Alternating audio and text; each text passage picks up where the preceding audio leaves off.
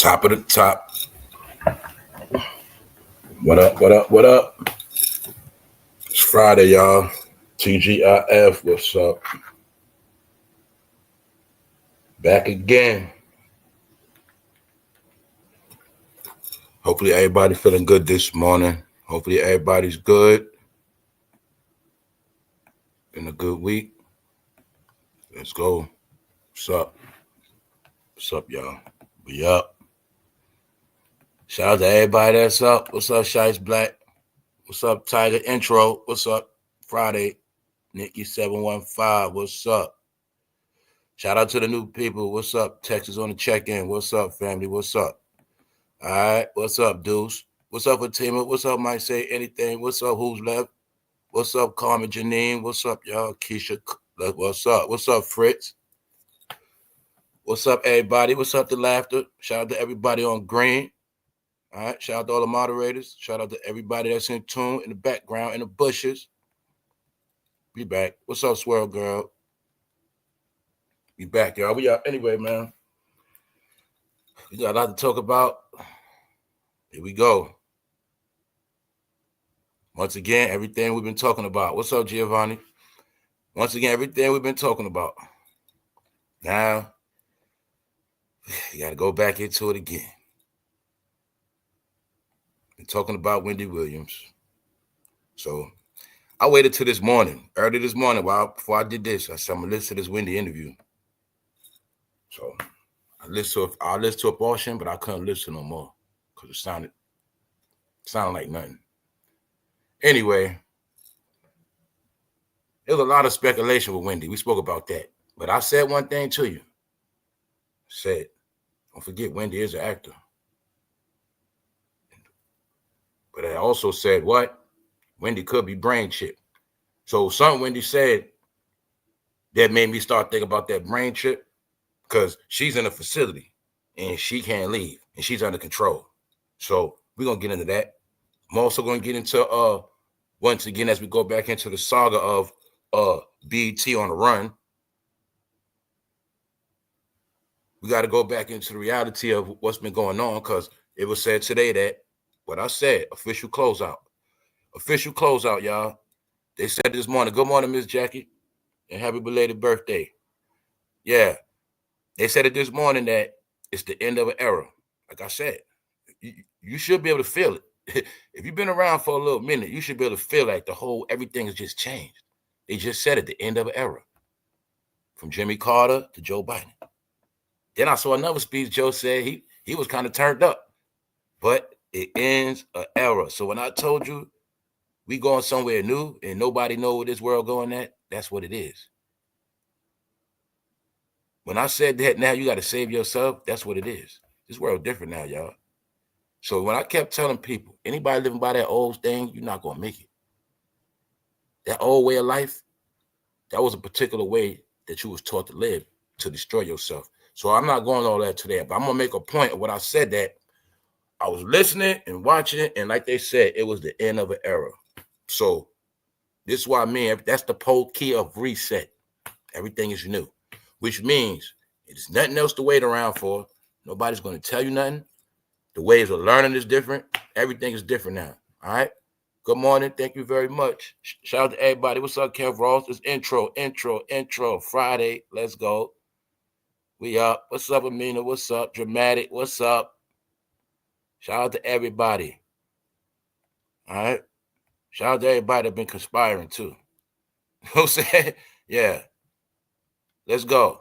Because look, right? We just going to get into it. It's Friday. It's been a long week. Let's go. Is Wendy Williams BrainChipped? That's the question. We're going to get into the proof that Diddy controlled Jay-Z and Beyonce. Why? Because a lot of people have been being distracted. A lot of people just don't understand the significance of what's going on. Now, remember when we spoke about how Jay-Z lawyer said the most stupidest thing in the world? He said that they're not cool like that. They just see each other in public and that's it. So the reason why I'm bringing back up proof that Diddy controlled Jay-Z and Beyonce. I already proved that. But little did I know, behind our backs, it was people already talking about this. And they were breaking down their whole relationship, their whole history. Guess what we're going to get into today, y'all? Remember everything I was going through on this channel for like a month straight with this too, right? We're proving that Diddy controlled Beyonce and Jay-Z. He the one put them together, and he bent Jay-Z over first. Remember? Okay. Now we're gonna go into the article today where they explaining everything and they co-signing everything. All you got to do is read between the lines. Yep. Guess what else they was talking about in the article? What I had to pull up a long time ago. We did a whole live on it. This shit was hilarious, wasn't it? What was the live, y'all? Diddy smacking Jay-Z on the ass. So my point is, media platforms, Ben was talking about this. I'm talking about world media platforms, but I kept telling y'all, everybody knows the secret joke. Everybody know what's up. So we're going to get into that again today, because remember, yesterday we spoke about Kendrick, how Jay-Z and Diddy controlled Kendrick, but now I got to go back into how Diddy controlled Jay-Z, and then Jay-Z controlled Kendrick, all right? And Beyonce. So my point is, it's a reason why they're on the run, and it's a reason why they're getting ran out of Malibu. So my point is, and the world looks at Diddy as the most filthiest individual on the planet and the king of that filthy hip-hop game.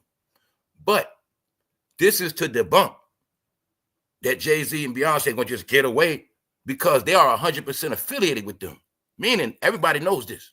So like I said, if I was to take off for them right now, it wouldn't matter because everybody else look at them for who they are. We're going to get into that. Plus, we're also going to get updates. What's up, Truman Show? We're going to go to updates on what's going on with that storm. It's too much going on, y'all. I can't keep all that everything. Shout out to everybody in the chat. What's up, Latasha Jordan? Intro. What's up, sis? All right. Y'all here. Let's go. So that y'all see right here, right? It's Wendy William BrainChipped, and we're going to get into this proof. Plus, we're also going to get into a situation where, you know, that Making of a Bad Boy documentary is playing right now on Peacock. And that Making of the Band girl by the name of Sarah, she said that Diddy had threatened to eat flesh. Yeah, he had threatened to eat their flesh. So we're going to talk about that too. Anyway, let's go, y'all. You might as well say it's been a saga all week. Because why? This fire ain't stopped all week, y'all. It did not stop. So they still talking about the fire. Now they talking about mud floods. Yup. Now they talking about beware of property that could collapse because of the ground. So here's something else, y'all. But for people that know the history of America, you know it was the time before when it was mud floods. So now they talking about mud floods, stuff like that. Get it? So, like I said, it's not over yet, y'all. It's going to be a long weekend. But we're going to talk about that. Let's get back into this, y'all. Let's go. All right. Who up in here? What's up, Shirley's? All right, look. The Los Angeles air quality has me effed up. LA fires made the air so bad I can't go outside without getting a headache. Did we talk about this, y'all? What did I talk about last week? We was talking about what, family? The air quality. What did I say? I said, family, it's no telling what the air quality is. Then I broke it down. We chopped it up. I said, look, man, let's talk about this because it's very simple. People that work in certain fields, y'all know air quality is important. And you know air quality has to be properly checked. So when you got stuff like this happening, there's nobody checking the air where you live at in your neighborhood. You just coming outside. Meanwhile, man, what I said before, man, it's about that smoke. And it's not about the smoke now. It's about what that smoke could do to you for the after effects. I gave you the hint and the clue. We know for a fact those cleanup workers at World Trade, when it was all said and done, a lot of them had cancer. These are facts. So my point is, Cali been smoking for over weeks, and people just inhaling that fire. So you should already know what this is doing. All right, it's going to be multiple. We're going to be hearing about the after effects of this fire years from now. Get it? What's up, Punches? What's up, bro? Now, it's other stuff going on. Like I said, I'm not from Los Angeles. I'm not into the California politics, but they heavily into those politics. They heavily right now blaming the mayor. They playing the blame game right now. Yup. It's getting nasty. So you know how that go. Get it? When it's chaos and they come with that blame game, all you got to know is they got nothing to do with stuff getting straightened out. So let's look. The fallout in Los Angeles just got worse. It's not just the fires wreaking havoc. Burning Teslas are turning the cleanup into a nightmare. Toxic chemicals, hazardous batteries, and a whole new level of pollution are complicating efforts. Why? California was the home where everybody wanted to get Teslas. That's why. I'm going to be honest, y'all. I was thinking about it. The truth is, yep, Hollywood is the home of setting the trends. Meaning, I'm just going to sum it up. California had the whole world following. We're going to prove that today. To prove everything I said within that party or the liberal, we're going to go into that meaning. I'm just going to prove, we're going to prove today how they influence the whole world, every single level, from what car they drive to how they think, to what they wear, to how they dress, right? Then we're going to prove how this California behavior is spread across America. The two most states that influence, the two cities that influence America the most in this demonic state, I'm just going to be real. It's Los Angeles and Chicago. When you take Los Angeles, Chicago, Atlanta, you take those three, those are your three pillars of what party? Okay. Then look at every agenda that was pushed down your throat in this country. Which three places did they come from? Chicago, Atlanta, Los Angeles. Those were the three capitals of the influencing of what backwards land. If you want to be technical, if we go into the Bible Belt, if we go into states that are religious, if we go to states that are, even Detroit has a major Islamic community. If we talk about Islamic communities, Christian communities, Atlanta, rebellious, Chicago, rebellious, Los Angeles, rebellious. See, the thing about New York, yes, New York is very wicked and evil, but what people understand about New York, a lot of people in New York are spiritually inclined. That's what y'all guys don't understand. So New York has a lot of good people. I'm not just saying that because I'm from there. I know this. See, what y'all don't know is New York has a lot of good people. So when I threw something at y'all a long time ago, I said, at the end of the day, for real, I said, for real, you really want to be technical. I said Los Angeles has the crown of killing the most black people. I said, if you really want to be technical, I think Los Angeles people were trained and groomed not to like black people anyway. They talk the most pro-black, but at the end of the day, they're the most destructive to black people. It's just the truth. Because them gangs implement it. It's all a program. It's not their fault. Same thing with Chicago. Chicago was programmed a certain way. Chicago and Los Angeles always ran off gangs. Why? Because those are two important cities of this country. So they were already established for those people to always die in these cities from a self-destructive program where they would never be able to indulge in the real beauties of their state. And it was all by design. All right? So when I'm going through that to tell you this, we're going to get into some stuff today. So now you're seeing, right? Boom. It's only certain places catching hell, but my point is, it is three major pillars that were the capital of the behavior and the mentality you see now.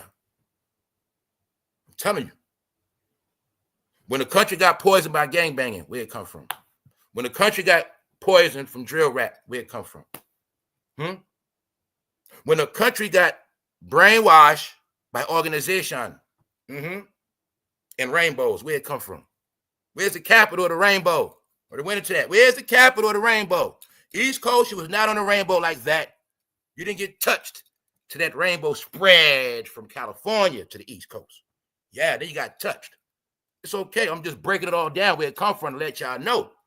Whatever life you claim you live now, I'm just the one to tell you, if you wasn't an original thinker, you were caught up in a nation of following 3 states. Got to go somewhere with it. Yes. Half the stuff I see, I don't even tell y'all because I can't speak about it. Meaning, I don't try to offend people, man. But the stuff I see out these eyes that I know and be seeing when I go out, I know what's going on. When I tell you about everybody got flipped, I'm telling you, I'm going to just give you a hint. If I can go in the supermarket on a regular day and see about 6 people that have been flipped and all of them the same color, I know what time it is, y'all. And I'm talking about both men and women. I know what's up, y'all. So I'm going somewhere with it. We're talking about this influence. Everybody went and got Teslas, huh? Even though I'm the one that told you they ain't nothing but a big-ass remote control car. That's all it is. Big remote control car. But it was a fad. The Tesla. Even though it said it be blowing up, all type of stuff. It ain't about that. It's about you to understand that the Tesla was the experiment, and a lot of people that bought the first waves, you were the guinea pigs. So now they have mastered the Tesla technology, and it has been sold to other people. It is official now. But probably a lot of y'all guys got the original version of Tesla because y'all were the test dummies. That's right. But now it has been perfected. All you got to know is any Tesla before 2020, that was experiment. Everything after that, yeah, they perfected it. How we know we perfected it? How do we know when electric car got perfected through Tesla? Because I'm pretty sure he sold the technology to everybody else we see with him now. Benz, Cadillac. Get it? Okay. Burning Teslas add to toxic mix of pollution, delay, LA return. Electric cars add a new dimension to the mess left by fire. Specialized removal means longer delays for victims. So then we already talk about what they're not going to talk about. It ain't just the Teslas, y'all. Are we stupid not to think regular cars wasn't blowing up? So that's why I say people don't understand stuff. When you got a car full in a driveway, house on fire, car blow up, and a whole neighborhood going, you get it? That's what was going on, but they're not going to tell you that. Of course, cars are blowing up. Do you know what a Jeep would do full of gas? But this the point, right? I just be looking at how everybody just was y'all cannot believe people were just all in this fad shit. So let's go. There's something else went over our head. Because they was hiding it. When I first saw this news, it said Hollywood actor dies in fire. Then I looked again, it was making like she was some grandma. So now I pulled it up again. Here you go right here. That black woman that died in that fire, she got sacrificed because she was a long-time Hollywood movie extra eating fire. Remember, that's Jewel and Blessing. So my point is, people knew her. She was somebody. She probably was in mad movies. We already saw it as an extra. But she got sacrificed in that fire. She got torched. Remember I said, family, she's the clue that some of them people, they not here no more. See, she just one of the people they let us know about. I said it. I said, because I'm not stupid. When these fires hit, older people, certain people can't get up out of there. If you sleep, or it depends on how your house get hit, you could be alive. Don't mean you're going to get up out of there. The fire could be all around your doors, windows. What's up, Shayla? You see what I'm saying? So I knew this is the clue, man. Some of them not here no more. She was a Hollywood extra. You know what I'm saying? But y'all know them extra. Like you can be an extra, but you work for Universal, or you know what I'm saying? So she might be in 100 movies as an extra. Because people don't know that's a career too, as extras. Yup. Yeah. Because once you got a resume of being an extra, then you get anything easy as an extra. You see what I'm saying? Once you're a Hollywood extra, you get a TV show extra, like doing nothing, just in the background. Yeah. I'm telling you, man. So I be telling people, man, it's mad ways to make it and be something. You ain't got to always try to be the biggest. That's what I was telling you. You got people like her, man, just make a career of being extra. Rent still paid, still in Hollywood, still chilling. Just ain't trying to be super extra big. Yeah, that's a lot of people, man. It's only a price to pay, man. But guess what? She stuck around too long. Her ass should have left Hollywood. She would have been alive. Yup. See that? It's the reason, man. So everybody know what this about. But the other part of it, I know for a fact they downplaying it now, y'all. Okay. Now, remember last week I told you I was listening to certain people and they was talking about it, frantic, scared to go outside. But this whole week, I ain't been hearing nobody say nothing. I'm going to put it to you like this. I'm on the East Coast. If I'm trying to listen or find out what's going on in L.A., it's like downplayed now. It's downplayed on a lot of levels. Meaning, even when I listen to people from L.A., they at work acting like it's just regular. Oh, no, everything's straight. Last week, it was, this, that. It was all this drama. But I guess it's like the powers that be told people, shh, don't say nothing. Don't say nothing. Because now it's like, I'm like, how was it all this drama last week? I know for a fact the fire's not out. I'm listening to people in LA right now, radio, all type. Everybody acting like it's normal. So that let me know something going on. All right? So hold up. Let the scrambling and scraping begin. That's right.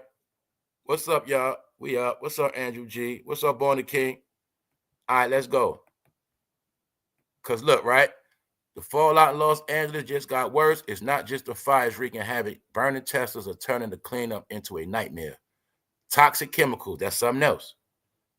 All right, you got the hazardous batteries and a whole new level of pollution are complicating efforts. But guess what I found out today? We're going to talk about.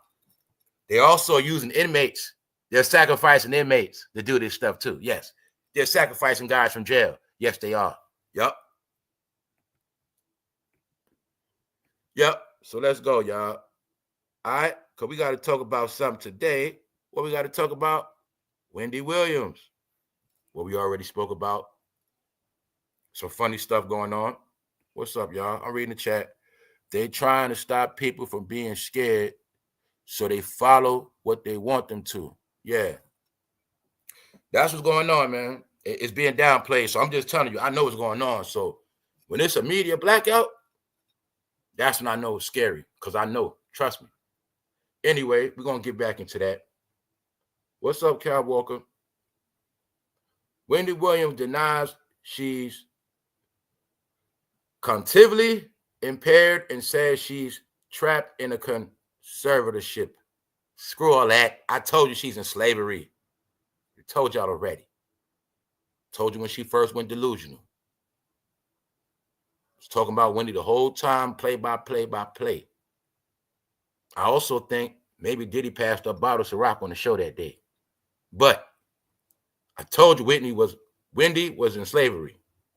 How we know that? Because they been took her money from her. They got her in bondage. Make it clear for you, she's in bondage. All right? I kept telling y'all she was the example.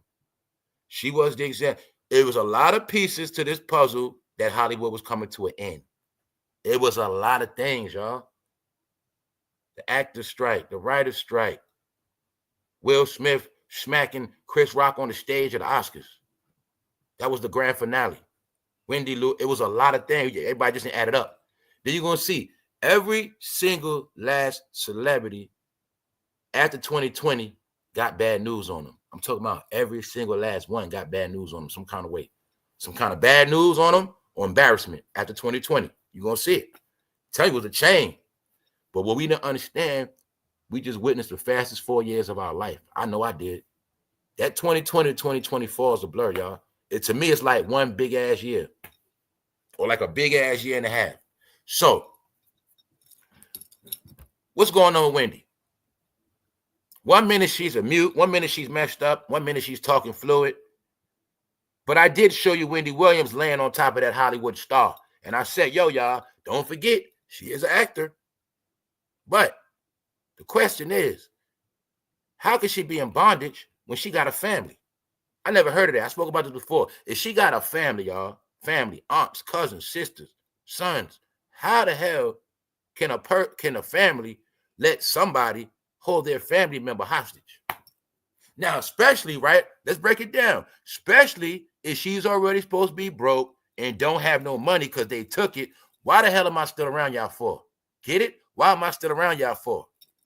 But if Wendy Williams was in a mind-altering program, hey, if she was a guinea pig for the new BrainChipped, then it might make a little sense.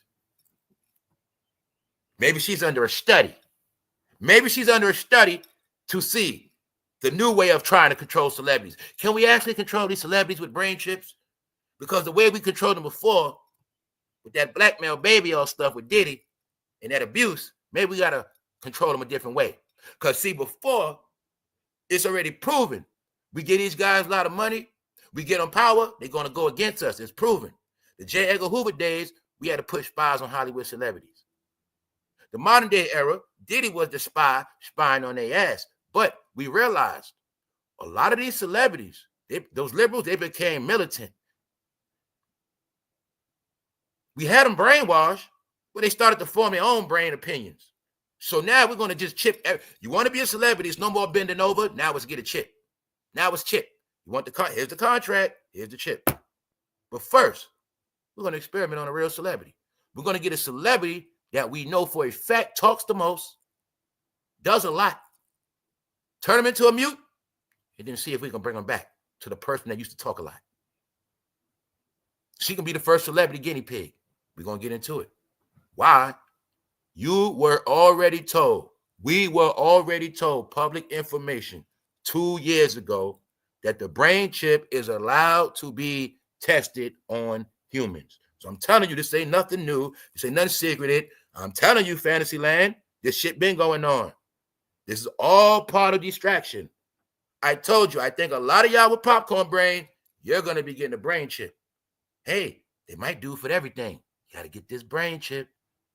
Oh, your kids, they're not performing well. They got to get a brain chip. They can make them smarter. Your kid can go from special ed to Harvard, brain chip. All right? We going somewhere with it because it's for real. All right?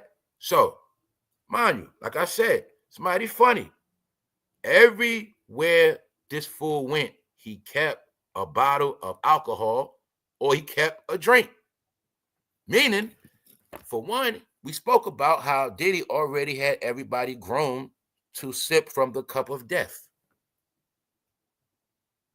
But when we go back in this history, which we already did, first of all, we proved that Wendy Williams is the #1 enemy of Jay-Z and Beyonce. We revealed how she was exposing their ass like a whole decade straight. Wendy Williams is one of the first people that put the pillow on blast. Now, mind you, when Beyonce got busted for that pillow, originally, that went viral on the internet. First thing first. I saw it on the internet first. But it went so viral. Wendy had the heart to speak about it on national TV. So she's the one that let it be known to the world. Beyonce had a fake baby bump. Then we proved to the world. What else she say? She was on Jay-Z's head. Said what? Jay-Z is controlling. So we already proved Jay-Z and Beyonce was her #1 enemies. And also was Diddy. But magically, after Wendy fell out, I did homework. I said, yo, I didn't even know Diddy was on the show. I didn't even know they made up. And when they made up, you see that bottle of Ciroc on that table? You know Diddy had that Ciroc, right? I think Diddy gave us some of that knockout juice.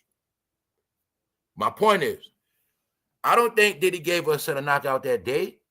I think this fool, put it like this, man. They also be having that stuff where little by little you'll lose your mind. I'll just say that.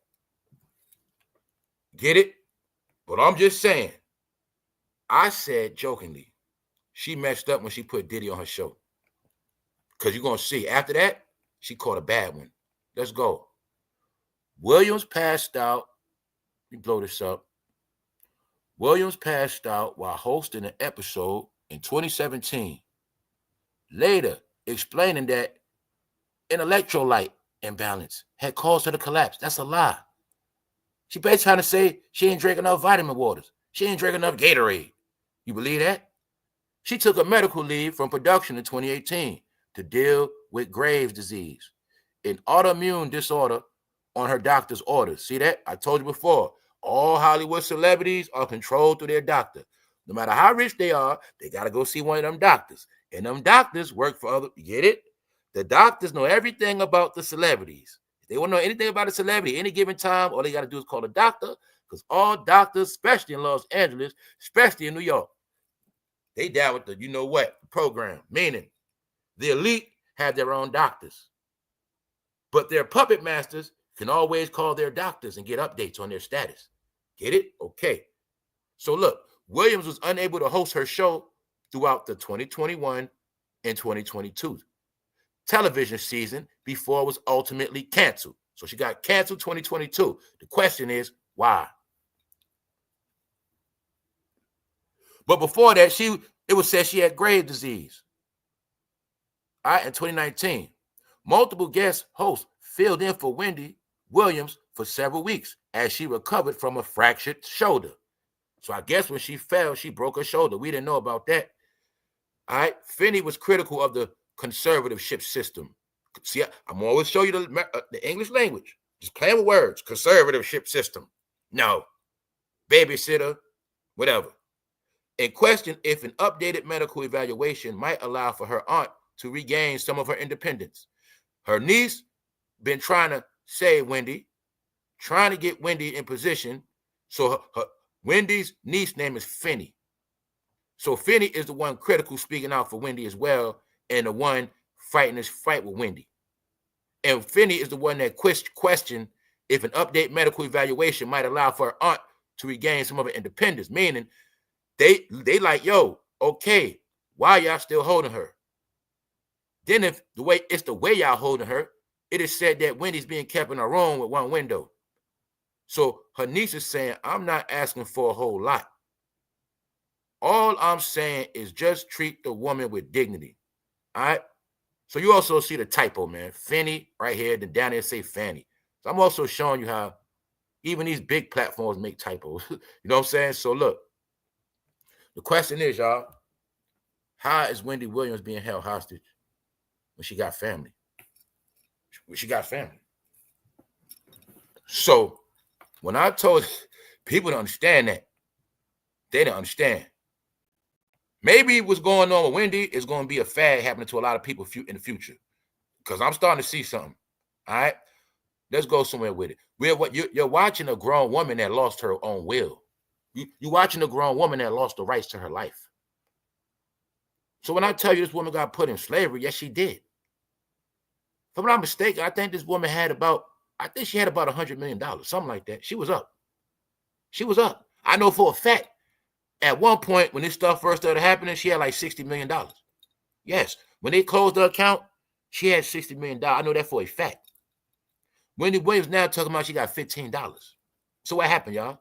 So you telling me not only did she get her account shut down, not only did they take all her money, on top of that, she being held hostage.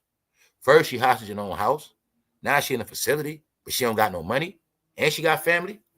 So what's going on with this one, y'all? And my point is now she's back talking, allegedly. Back talking. What's going on, y'all? Was this a front? Was she acting? Or is Wendy Williams one of the first celebrity patients of the BrainChipped? Who knows? Now, I know some of y'all know more about this than me. What's up? What's up? Yeah. What's up, Black? What's up? What's up, everybody? Yeah. So I'm just watching the chat, see if y'all know. And how are they paying for the facility if it's not a luxury prison? Because remember when I was telling you, yo, this how real it is. Remember when I keep talking to y'all about Get Out? That was a facility. Well, I kept telling y'all, that was a facility. The modern day facility, they got different levels. See, they got different levels. Yes, but they laboratories, guys. Yes. So you might go see Wendy. You visiting her. She's in a program, right?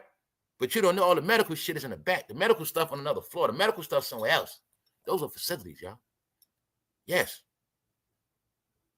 Okay, when the celebrity tweak out, and you got to put them in one of them places. Yeah, it's going to look nice, beautiful. Yes, but it's a facility, meaning their mind is being experimented on. Their mind is being scanned. Their mind is being studied. That's what makes it a laboratory, because their mind is being studied. Yes, a doctor is studying her brain. Because remember, it's the doctor to determine whether she's good or not. So the doctor studies the brain. So the doctor say, no, she's not ready yet. She's not ready yet. Get it? Now let's throw in there. Maybe she could be dealing with maybe she could be dealing with some experiments. She's not ready yet. Okay, first test, we're gonna let her talk. Let her talk on the phone. First test was let her be seen. That was the first test. Let her be seen. Wendy's good. Next test. Let Wendy have an interview. But meanwhile, she's still being controlled the whole time. You get it? Okay. So you're not going to know really Wendy's full status till you see her by herself, walking around, walking and talking. Because remember, walking chew bubble gum, not talking shit, walking and talking, normal shit. Get it? Not staged. Anybody can sit somebody down, let them talk with the camera. That's staged, guys. You got to see her walking and talking, like walking somewhere with a wind blowing. You say, okay, she outside. Now you hear her talking while she walking. Okay, she outside, she walking and talking. Okay, start to look a little normal. Okay, that's one thing. That's what I kept telling y'all. I kept telling my people, man. People brain been so deceived by this goddamn computer, internet, and they got everybody brain trained with pictures and staged events, stage scenery. All right. So Wendy Williams speaks. Shit was over the phone. But my point is, how did she go from this to automatically back normal again? Allegedly. Let's go. Now, what they say, Her niece is trying to see, basically the niece is trying to holler at the doctor like she's trying to talk to the doctors like, yo, what's good? My aunt seems to be good. If she's good, why y'all still holding her? And if y'all holding her, why y'all treating her a certain way when she's a somebody? All right? All right then, let's go. You get it? Let's go. Maybe this Wendy right here. Maybe this Wendy right here. It's perfectly legal. There's nothing wrong with it. All right? So, after this, things went blank. Because they say it's something with a brain, right? It's some kind of way. It's like a sheet of paper. They can make it blank. And then they make it blank. And after that, they put some new writing on it. They put a new book in there. A new book, that's your new program. They also can have a program set with the OU. I don't know, but I know one thing. I remember this. That's when you see Wendy get turned to a gump. That's right. So like I said, my opinion, I'm going to say maybe Wendy might be the first guinea pig experiment of a celebrity brain chip, man. Because I think in the future, before they get these fools a lot of money, the millions, I think they're going to have to get chipped. And so they have to be tracked. Yup. Trust me. Put it like this. I'm just going to cut it straight to the chase with you. I know how this stuff works. Anybody that's already gov property, they can experiment on you, period. That's why I told you. Inmates, prison, anybody under gov property. Yes. You already in the gov property in the facility? Yes, you could be tested on. Yup. Hey, celebrities, a gov property. They could be tested on. Yup. So that's what I'm telling you. Certain people, they got the right to test on their ass. Williams, who was diagnosed with frontotemporal dementia and aphasia in 2023, insisted that she's not mentally impaired. I'm tired of them keep trying to use fancy ass words. Mentally impaired. A gump. Do I seem that way? God damn it. What she's saying ain't nothing wrong with her. That's what she's saying. Y'all believe her? What y'all believe? What y'all think? Y'all think Wendy Williams is brain chip? Or do you think she was acting a role the whole time, acting like something was wrong with her? What you think? All right? But all you got to know is this brain chip, they for real. They for real. I'm going to prove that too. We're going to talk about that. We're going to talk about that. Yeah, they for real. So that's why I told you humans had to be dumbed down. I'm not playing with you. Humans had to be dumbed down so much. So now they got an excuse. Hey, you might need a brain chip. Your daughter, she might need a brain chip. Your son, he might need a brain chip. Well, you know, according to our records, here's your brain studies. You have popcorn brain. So that really means you're never going to be able to learn but so much. You're never going to really get too much accomplished. So you might need this brain chip.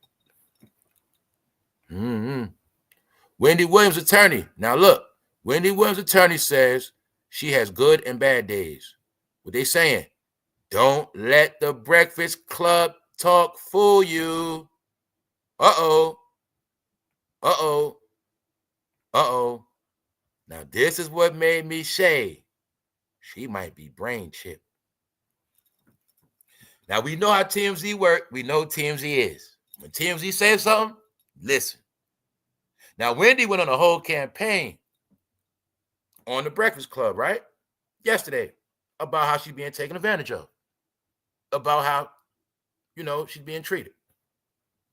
After that, boom, here goes some work. Her lawyer, strike one, that should already let you know her lawyer's against her. Strike two, this is the proof she's on paperwork bondage. Yep. Look, so ask yourself, Wendy Williams' attorney says she has good and bad days. Don't let the Breakfast Club talk fool you. Basically saying Wendy's really a gump. She got some good days where she can talk regular, normal, but there's some days she's stuck on stupid. Or is it a situation where you guys have a switch you can hit on Wendy and she 1 minute, y'all know how to cut her on and off? Maybe so. Maybe so. Because the key is she gave an interview on the phone. So far as I know, the doctor, the lawyer could have been standing right there. As far as I know, Wendy an experiment. I don't know. Because I ain't see her do nothing. All right? So my point is this. You see a game being played, right? Somebody's playing a game. Wendy is, let's look at what Wendy's saying. Wendy Williams denies she's mentally impaired. Wendy Williams denies there's anything wrong with her. Boom. What did her lawyer say? And they put it on TMZ because they know TMZ is bigger than the Breakfast Club. So they want to make a point to get this news out there to shatter her interview. Wendy Williams' attorney says she has good and bad days. Don't let Breakfast Club talk fool you, because Breakfast Club need content and Breakfast Club is in the trash. But the question about the Breakfast Club is, how did DJ Envy get away with robbing all those minorities and he didn't go to jail?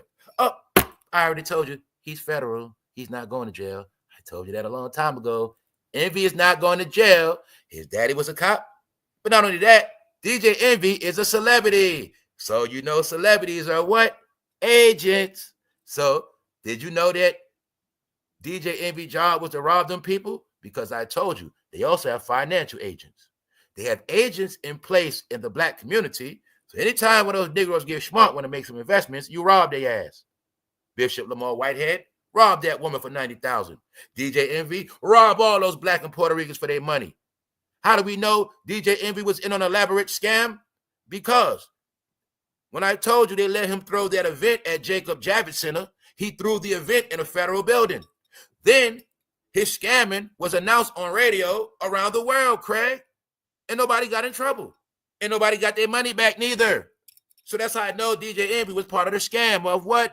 Robbing everybody that thought they was going to make investments. You got caught in a fake pyramid scheme. I told you, anybody could rob you and it's okay.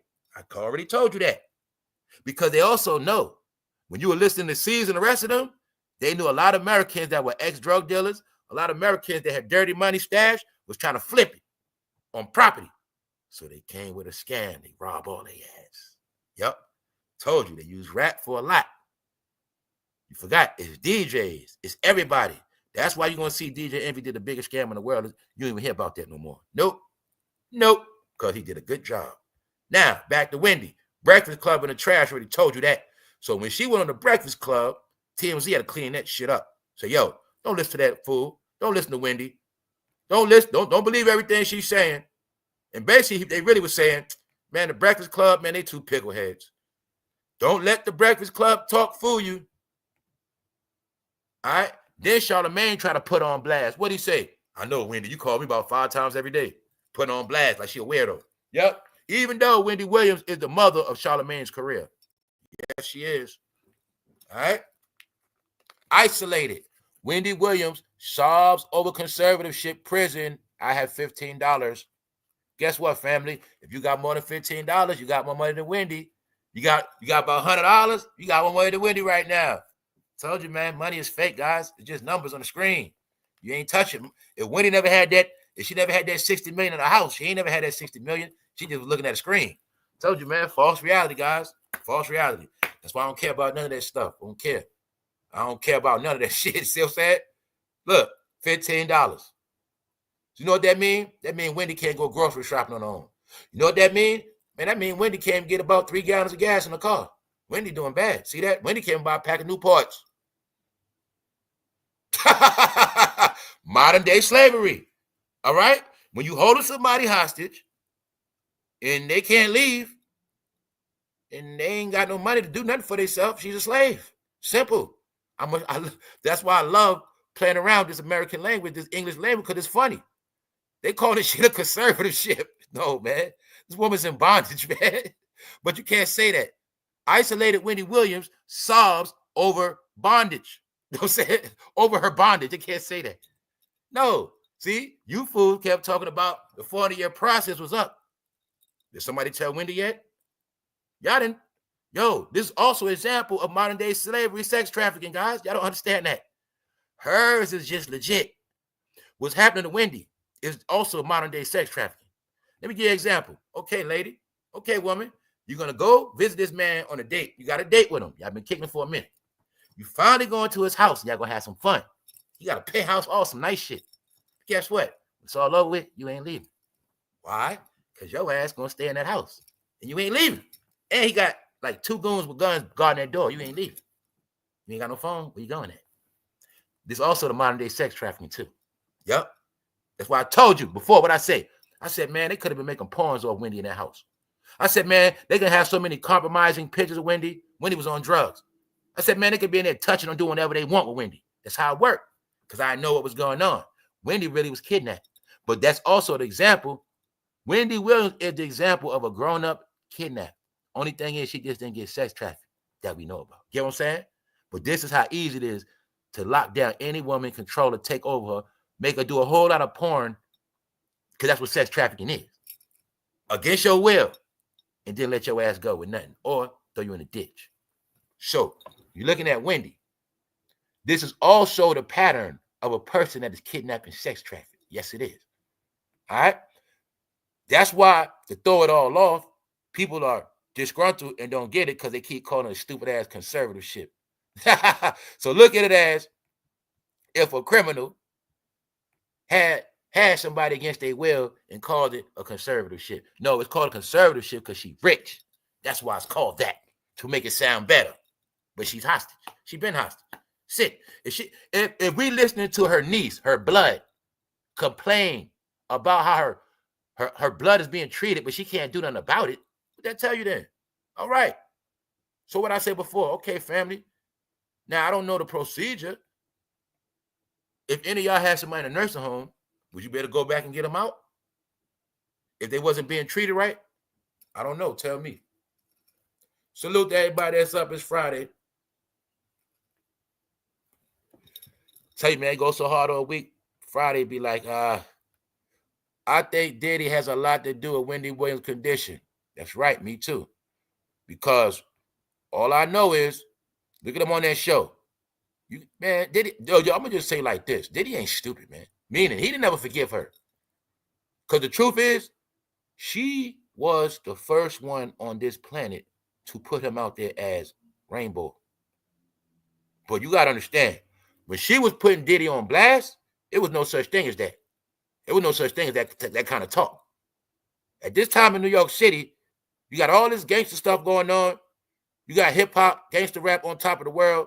And here come Wendy trying to expose the man, allegedly, that took Tupac out as being a flamer. That was a problem, y'all. That was a problem. Meaning, Diddy, I don't think he ever forgot that. I don't think he ever forgot that. Because he always knew she was his arch enemy. So I looked at all this Diddy was doing as fake. Why? You also got to understand media. They all knew Wendy Williams was the biggest platform at that time. So Diddy also wasn't stupid. Yeah, we ops, but I'm still going to come on your platform and promote this Ciroc. Because at that time, that's what he was doing. Diddy boys, right? But we also know, if I'm not mistaken, he gave her a bottle. You know, as a souvenir. But we know what this man did to the bottles. When people don't understand, a lot of those bottles were tainted, y'all, before they were opened. You don't understand that. He had special tainted bottles. Diddy also had tainted bottles. So, okay, you might be his peoples or whatever, or you might come to the party and you got a female with you. He passed you a tainted bottle, but you don't know. You about to give a bottle to that. You about to give a couple shots to your homegirl, but she going to be knocked out. And that's how he was setting people up with RIPE too.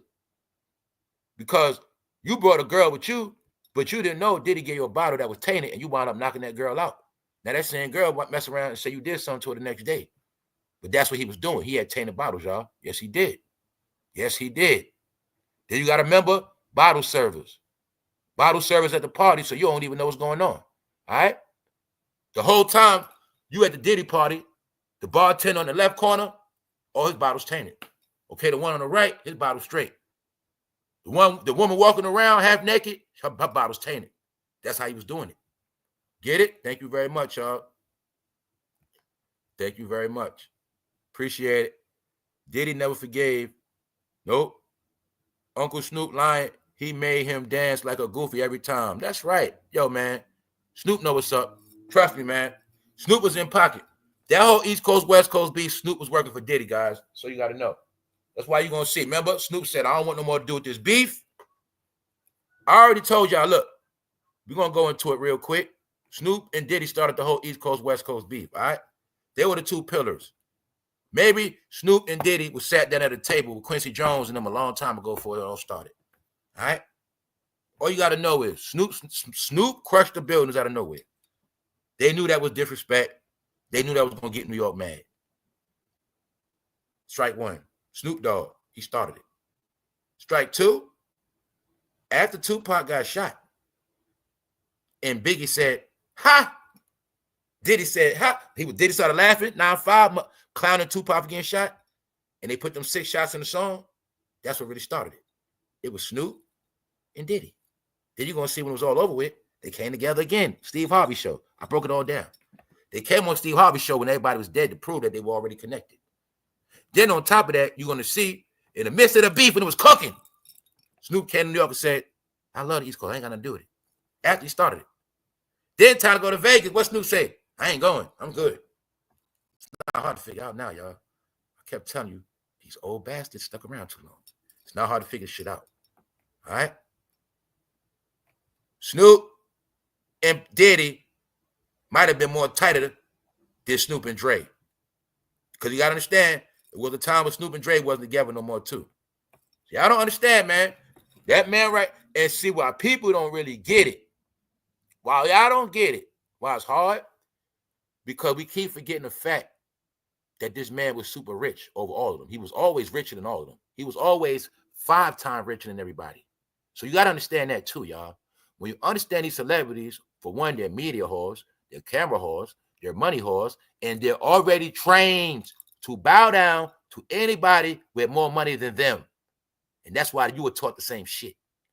All right? So even though you Wendy, no matter who you are, you got 125 million, 150 million, 130 million, 200 million, 300 million. But when Diddy pull up, you got to go in pocket because he got more than you. That's how it was working. So that's why I say people got caught up in him being the baby, whatever, the goofy diddler, but they keep forgetting he's rich. So my point is, you know, they're all whores, meaning if they're already trained to sell their soul to the devil, Wendy can know goddamn well she ain't supposed to be dealing with Diddy, but Diddy got the clout. Ciroc on top of the world. All right, you come on the show. Diddy come on. So they use each other, too. They use each other. They use each other for their own personal gain.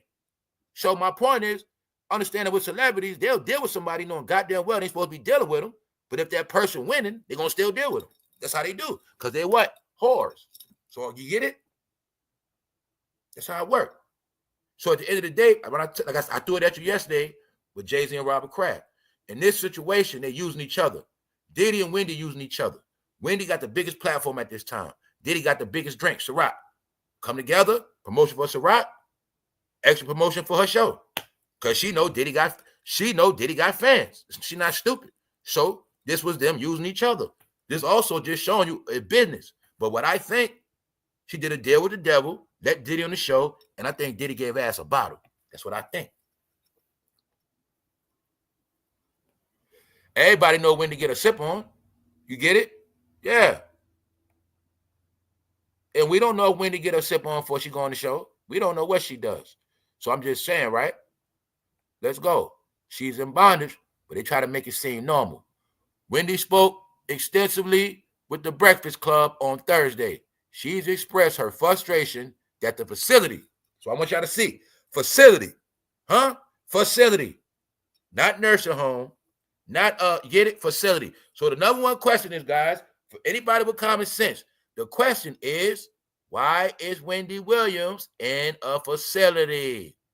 That's the question. Why is she in a facility?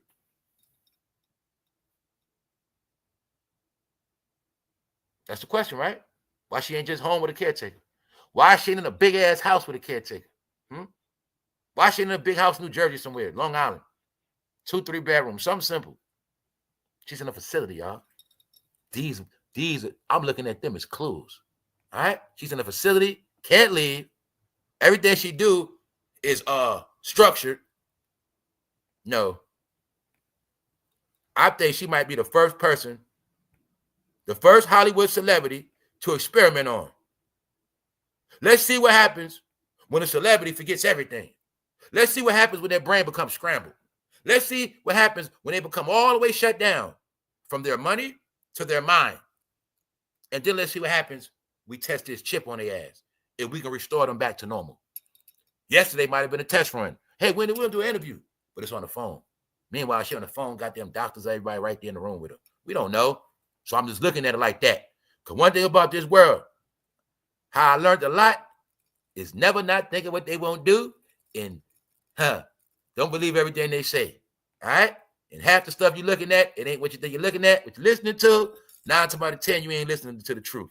That's how they roll, bro. You know what I'm saying? So anyway, let's go. Wendy only got $15. That's a fact, Jack. See that? January 16th. That's yesterday. I have $15. Question is, guys, how the hell she got a family, but she's still hostage? But I know one thing. When you're in a facility of certain things, you can't leave like that. You can't leave. Hey, if she's in an experiment and it's not over yet, you can't leave. Because according to them, she's all right. She's okay. Why she not home with a caretaker?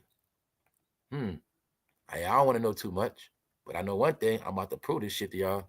Let's go. Elon Musk says a third patient got a Neuralink brain implant. The work is part of a booming field. I already told you guys what was going to happen a couple years ago. All right? Now, this also the thing. They ain't going to tell us everything, and he ain't going to say who the third patient is. But all you got to know is it's authorized to happen. They also have figured that Americans are so dumb, so stupid, by studying their brain on social media. When they understood, they was actually able to make Americans do whatever they wanted through this thing called trending topic. Okay?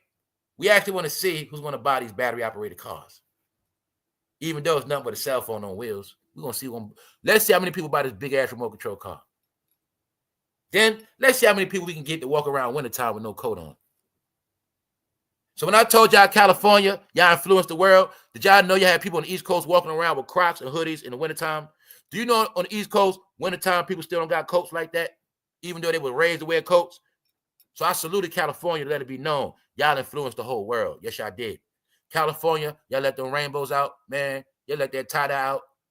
Man, y'all let that radical behavior out, and y'all influenced the world, California. That's right. The whole world followed California. Let's get back to this, because they follow Hollywood, right? Let's get back to this. Well, since everybody's fake, hey, might as well give them a brain chip anyway. Being everybody's brainwashed, might as well give them a brain chip. Yep, that's what I think going to happen. Let's go. So let's look. Elon Musk is sanctioned to work with brain chips, but he ain't the only one, fools. Let's go. We've got 3 humans with Neuralinks, and all are working well, he said during a wide-ranging interview at a Las Vegas event, streaming on his social media platform X. Since the first brain implant about a year ago, was it Wendy? Musk said the company has upgraded the devices with more electrodes, higher bandwidth, and longer battery life. Musk also said Neuralink hopes to implant the experimental devices in 20 to 30 more people this year. Musk didn't provide any details about the latest patient, is it Wendy? But there are updates on the previous ones. The second recipient, who has a spinal cord injury and got the implant last summer, was playing video games with the help of a device and learned how to use computer-aided design software to create 3D objects. So as you see now, in the case of a person who's supposed to be paralyzed, the brain chip is supposed to help them be able to walk again. So in that fashion, hey, it could be a good thing. It could be a good thing with a lot of things. I don't know. But I know one thing. You see the proof. They're able to what? Create experiments on people. All right?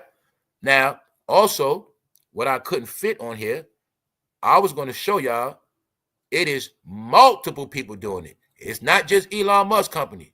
It's about 5 other companies authorized to do brain chips. But what you have to understand, it is no such thing as perfecting a brain chip unless you have brains to work on. So I think even a lot of these fools getting rounded up, a lot of these people so-called missing, a lot of people that's going to be getting locked up, all you got to know is anybody state property, they're authorized to use this on you. Yes, they can. If your state property, you're locked up in prison, they have the right to do it. Yep. If you're in a mental facility, they have the right to do it. So is this why Wendy can't leave? Is she an experiment? Because I know if you're an experiment, you can't leave. Who knows? The other question is, y'all, is Wendy BrainChipped or is she acting? Because she is a Hollywood actor. She does have a Hollywood star. Was this acting? Was this acting, y'all? Who knows? Or is she BrainChipped? Was this when it was first installed? Who knows? But I know one thing, you got the proof now, y'all. They have the right to BrainChip. All right? The thing they're not going to tell you, what's the circumstance that'll get your ass BrainChipped? Hey, then they going to BrainChip all the homeless people? Who knows? When I mean by brain, I'm talking about experiment. Oh, what happened when you experiment but the shit don't work? What happened if it's a malfunction putting it in? I'm going to leave this alone, but just to let you know, it's a high chance Wendy Williams is BrainChipped. But if she's not, she's still in slavery. She only got $15, which means she cannot buy 2 combo meals from McDonald's at all. She can't go to McDonald's and treat her son right now. Get it? Let's go. Salute to the chat. Who up? Who up? We about to go back into it now, y'all. We about to go back into it. We about to go back into part of this whole thing while it's all over with. And for those who didn't believe, it's not about who didn't believe. It's about getting back to it. See, when I was talking yesterday about that lawsuit, I know people probably didn't get it, right? Because that lawsuit don't say Jay-Z name on it. So when I kept saying, like, this lawsuit is to reveal the paperwork, because I got an idea what this about, where it's coming from. But all you got to know is, when I tell you this man is on the run, his family's being destroyed, you're going to see this whole week they've been kind of good because they've been out the way. I'm going to bet my life. I know this the inauguration this weekend. I want to bet after that it's gonna get back to business. You're gonna start seeing them scrambling again. You know what spared them? The only thing spared these fools was Carter passing away, because they had to handle that. The transition of power in business. That's the only thing been sparing them. Don't get it twisted. This stuff ain't stopped. The country's closing out. It's resetting. Y'all know that. It's no different when you go in the store and what happened. They say, wait a minute. We switching shifts. You got to stand there. How many of y'all that happened to? You got to stand there. You're trying to run out the store, but they changing shifts. They got to switch the register up, write everything down. That's what the country doing right now. They changing shifts. So, in the midst of that, all that was my proof they're finished with him. They're done with him. I gave you all the proof why they're done with him in this camp. They're done with him, period. I also saw this morning, they say what? This particular blue party, they said it was the end of an era. I told y'all it was. End of an era, y'all. This era of the blue party that just ended, the black experience was created by this last 30 years. Your whole life now comes from a particular era. This same era, rap was born in. This same era, the black celebrity was created in. This same era, black success started. The first black millionaire, the first black billionaire, the first black entrepreneur. All that's tied into this. What else? When blacks became the most killers, blacks became the most in jail. Blacks became the most unfit parents, the most child. You get it? All that's under this era. Understand that. So when I say your whole reality comes in this era, BET was even made in this era. Get it? I'm just going to keep giving you. Jordans, you love them Jordans? They were created in this last era. So when I'm telling you, we're coming to a new world. The era we left is done now, finished. Everything I'm speaking is in the past. And part of the past is me exposing your fake reality that you thought was real. So I'm trying to let people understand, once you get past this, then you're on your way somewhere new. But before we do that, we're going to continue to look at this reality. And I'm going to show y'all now today how everybody around the world knows who Jay-Z is. They know how he got his power. They know how he got a position. And guess what they did? Man, people already done broke it down already. So everything I said on this channel to get y'all the proof about Jay-Z, because I was around to see his whole life. Now I'm going to prove to you how industry people are going to give you the breakdown of his whole career. And Beyonce. All right? And Diddy. If anybody got it twisted, you're going to get it right today. Rap game is over, guys. King has fallen. Let's go. Jay-Z and Diddy's friendship timeline.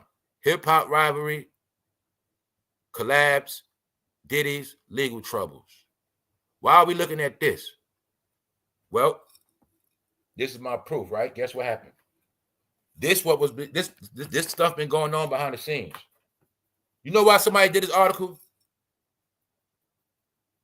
Because not too long ago, allegedly, Jay-Z's lawyer went out of his way to say they're not friends. They don't rock with each other like that. They just see each other at events, and that's it. So I think after Jay-Z lawyer said that stupidity, because that's what I said that was the dumbest thing to say. Everybody know that. After his lawyer said they don't know each other like that, people went out their way to prove they know each other like that. You're looking at one of them, US, to prove it. See? To prove it. Everything I already told y'all, this is why I'm trying to tell you, this is why I was telling you they're not going to stop it. Because there's stuff coming out on them even I don't know about. Even I'm learning late. Meaning, it's people working against them. Look, Jay-Z and P. Diddy examining 3 decades of industry ties. 3 decades of industry ties. So ask yourself, why they saying that? Why they put that out there? Why? No, they going to stick. You going to stick. You going to stick. You ain't getting away from Jay. No, you ain't getting away from Diddy. No. 3 decades, fool. Bingo. Here's the work. Here's the proof. Why? Black fantasy land. They might believe it. Because if you was born in the 2000, you're going to believe it. Oh, they don't know each other like that. Man, matter of fact, they weren't together like that. Since I was born after 2000, Jay-Z always been the king. Diddy's a nobody. They believe that. So to make it stick, everybody's giving you the real history. Jay-Z and P. Diddy examining 3 decades of industry ties. This is also what I'm trying to tell you. This fool can't stop no media. This fool can't send cease and desist. They only apply pressure to black people and janky black platforms. That is it. Everybody else, they be scared because they know. You see that white face on that article? That's why I keep telling y'all. Everybody knows. So you mean to tell me, Negro, you didn't know Jay-Z and Diddy go back for 30 years, and you didn't know Diddy control Jay-Z, but a white woman know that? Somebody been brainwashed. Let's go. Jay-Z and Diddy's friendship timeline. Let's go. 1997. Uh-oh. The same exact year Biggie Smalls got put in the ground. The same exact year. And now I'm going to finally prove to you pickleheads. Diddy always controlled his ass. Diddy bent his ass over. See the color of that article? Baby oil. Yes. Now we're going into the time where Diddy put that baby oil on his ass. That's right. And little do we know, which I already said, Jay-Z was Meekmill before Meekmill. That's all you got to know. You seeing Diddy with all these different men. All you got to know is Jay-Z was first. He was the first Meekmill. Yes, he was. He was this guy's boyfriend. Yes, he was. All right? Allegedly. Following the murder of their mutual friend, Smalls, Diddy agreed to collaborate with Jay-Z on his second album, In My Lifetime, Volume 1. They also worked together on the track, Do You Like It? Do You Want It? From Diddy's No Way Out album. Years later, Diddy saw that years later, Diddy said that he saw Jay-Z filling the space that Biggie Smalls and the late Tupac Shakur had left. Huh? He saw something. I'm going to make him the next Biggie. He's going to get it. Look, years later, Diddy said that he saw Jay-Z filling the space that Biggie Smalls and the late Tupac Shakur had left. So it's 2 ways. The key thing is he saw Jay-Z about to what? Blow up. What would it also mean? He saw Jay-Z about to take power over the masses. That gap of all those Biggie fans, Diddy's a businessman. I made Biggie. So if Biggie fans don't got Biggie no more, and the Biggie fans I created, Because I'm bad boy. I created Biggie Small fans. Now they want to go to Jay-Z. Guess what I'm going to do? I'm going to control Jay-Z now. Here's where it started at. Oh, Jay-Z starting to get them Tupac fans too? We checked the scoreboard. We seen the LA spinbacks. We saw the record. We saw the we got the numbers back from the radio station in LA. That Jay-Z music picking up. It's time to get them.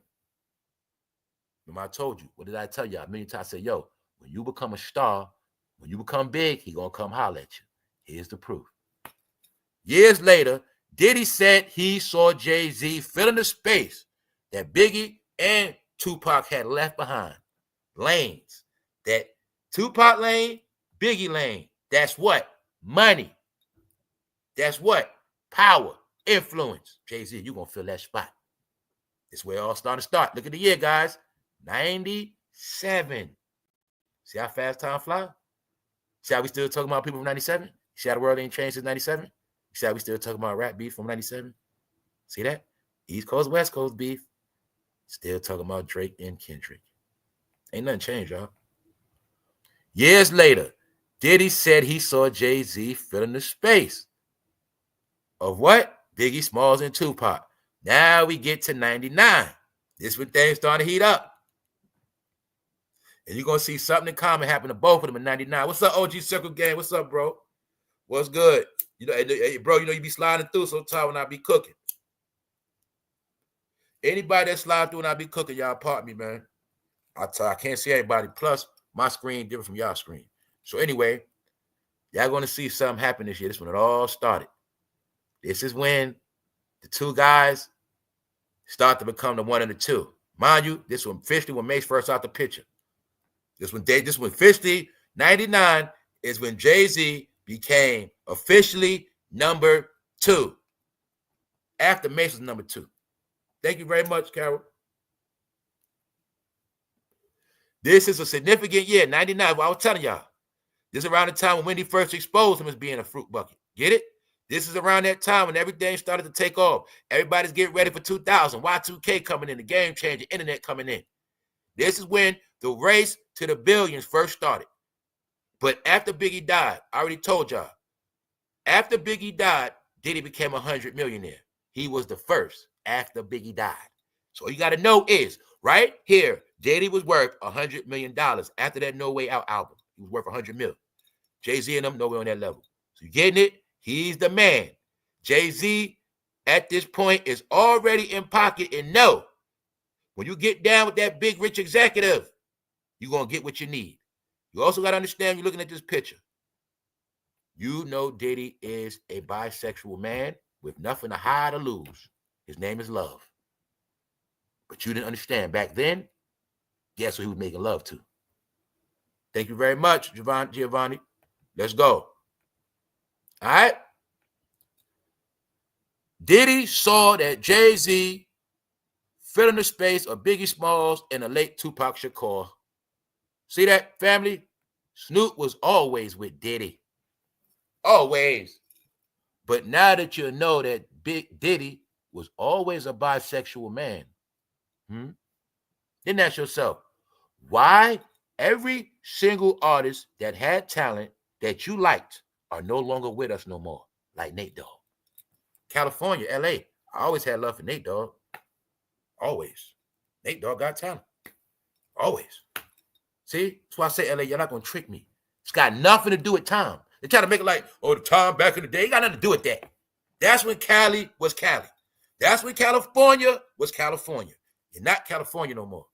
It's not, you guys lost yourself. That's when Cali was Cali. So it ain't got to do it no time frame. It got to do what's real. All right? Because if you show me some Cali pictures, if you talk to me about Cali from the 70s, Cali from the 70s going to be like the 80s. It's going to be like the 90s. It just got wickeder. That's about it. Ain't nothing changed. No, y'all lost yourself. Y'all lost yourself. You lost everything. So I'm supposed to buy Kendrick and YG. They ain't got no talent, y'all. They don't got no talent. Nate Dogg had talent. Nate Dogg, fool, was the original Drake. Singing a rapper. That's Nate Dogg, fool. See that? Who replaced Nate Dogg from Cali? Who replaced him?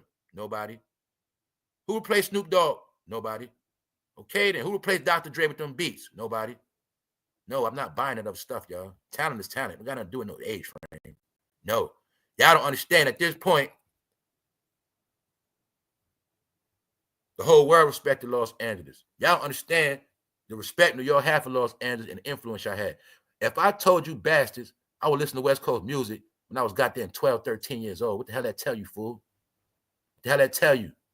Y'all not the same no more. All right? So it's because y'all got sold out by certain people. The fight Suge Knight was having was to keep LA in pocket because Suge Knight knew what those Def Jam guys were going to do once they got out there. He didn't want LA to be like New York. That's what Suge was fighting for, pickleheads.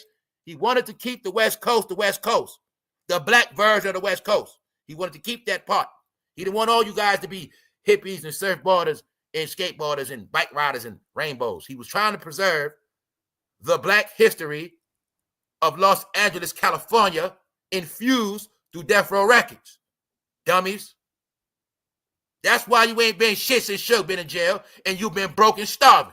Because you don't want to accept the fact Suge multiplied millionaires and made people 100,000aires, and since Suge been in jail, you've been fucking broke. You chose Dr. Dre and Snoop, but you know goddamn well they ain't put no money in your pocket. Stupid. Told you, man. They all got tricked to go against Suge. Look at the West Coast now. Look at them now. This what happened when you want to be down with Diddy. That's what happened when you sell the West Coast out like Ray J and Brandy. That's what happens. You ain't got nothing. And everybody turn their back on y'all now. That's right. Jay-Z, because look, I got love for Cali. I got love for y'all. But today, I'm going to show y'all what people really saying about Los Angeles. I'm going to show y'all. People saying that's good for what's happening. I'm just not playing with you. I'm just going to keep it real today. I'm going to show y'all what people saying. Not me, y'all. What the world's saying. I'm going to show y'all. Everybody knows, Cali. Y'all don't understand. A lot of people have love for y'all. But I think y'all went too far, too. Let's go. Jay-Z faced jail time for his role as stabbing Lance on Rivera. Why? This when it all started in 99. Now you're going to see the gangster persona is created. They both get criminal charges the same exact year. This is when they're starting to set the pillars of New York. This is when they start the program of the leaders of New York City, and they shall inspire and influence all New Yorkers and the rest of the world. The world at this point, this is when everybody started to wear what? Rockaware, Sean John. This is when the official hip-hop celebrity cult started. Yup. And the go to jail program, because they were the first to go to jail as promotion. Now, what's the point? Jay-Z's stupid lawyer said that they don't know each other like that. They just cool, friends, see each other at gatherings. But why is somebody breaking down their whole history? And why did their history go back to 97? Both, look, check it out. Jay-Z faced jail time for his role in the stabbing of Lance on Rivera at the Kit Kat Club in New York. He received a 3-year probation. And Rivera confirmed 2 days later, Jay-Z was not the guy who actually stabbed me that night. That's right. Somebody else did it. Jay-Z allegedly got the clout. Diddy, meanwhile, received a 3-year probation. What? For fleeing the scene of a nightclub shooting near Times Square with J-Lo. You see the pattern? Both relieved to escape prison time. The two rappers bonded over their experience. No, this is when they started to put together the program, the Pink program. Why? They both did shit in New York that will get your ass in jail. It's no such thing as stabbing nobody in New York and not going to jail. It's no such thing as shooting somebody in New York and not going to jail. But you're going to see, magically, that same year, they both walked away with the same exact thing. 3 years probation. Plaxico Burress, New York Giants, shot himself in New York, went to jail for shooting himself. No, they were always agents, fool. Then you're going to see Cameron got caught with a gun. He didn't go to jail. Fabulous got caught with a gun. He didn't go to jail. I keep going. Y'all know damn well, New York, this comes from a time, 6 months mandatory, Rikers Island, 6-month mandatory gun charge. Y'all know this. stabbing somebody. Come on, y'all. Shooting up a club, running from police in New York. Come on, y'all. This is when they first became agents, the 1 and the 2. So when you know the government program now about hip-hop, they say, what? Rappers are flaming and they snitches. Here's the proof. This is when they first became what? Snitches. Unless Diddy was already a snitch. But this officially when Jay-Z became a snitch. He wasn't trying to go to jail for that stabbing.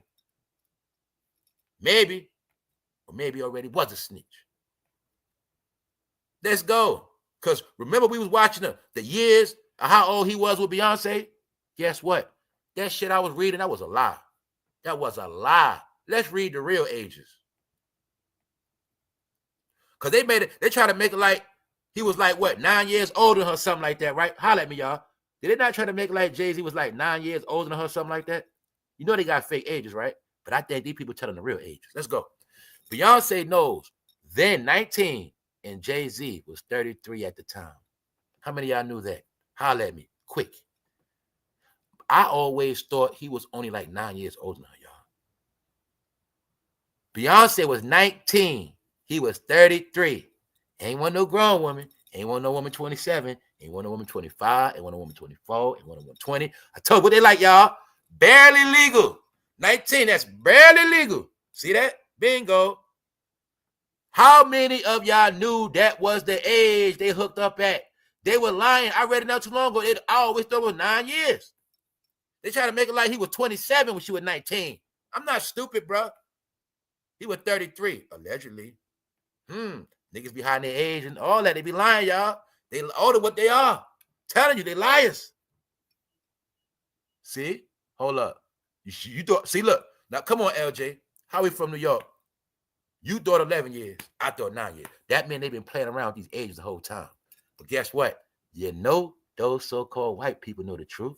That's why I kept telling you, black media is control, guys. This is how you know we live lies, fool. We live fucking lies. We've been living lies. How we been living lies? Because we believe what we was told. They control black media. Black media tell us their age. We believe what black media tell us. That's how it's been for decades. That's why I told you them days over with. This real media.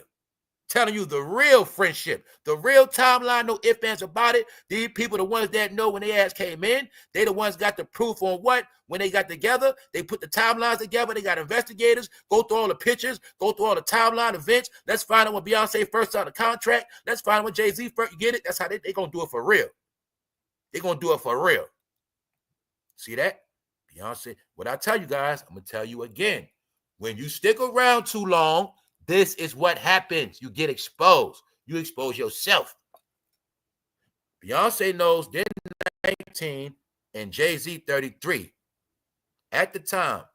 Now, mind you, this ain't got to do with no pedo stuff. This just showing his pattern. This shows his predator behavior. Young ass star, Destiny Child, I want her. See that? R. Kelly program. I already told you already. They began dating after forming a friendship. Keyword, they began dating after forming a friendship. But how do you think they formed the friendship? It's very simple, y'all. How do you think they formed a friendship? Yo, I got somebody for you to meet. But I already broke down to y'all. This fool been controlling Beyonce. Hopefully you get it now. Let's go. Now look. Let me move this out the way. Salute LJ. Being that they had so look, here's the program. 97. Jay-Z doing this thing as a rapper. Diddy starting to see, okay, the fans starting to love Jay-Z. That means what? He's starting to get influence. He's starting to get clout. But I'm the king of New York. So it's time to pay Jay-Z a visit. All right? I've been known for a little something. We go holler at him now. 99. Years later, he said that he saw Jay-Z filling the space with Biggie Smalls and the late Tupac. It's good, Jay.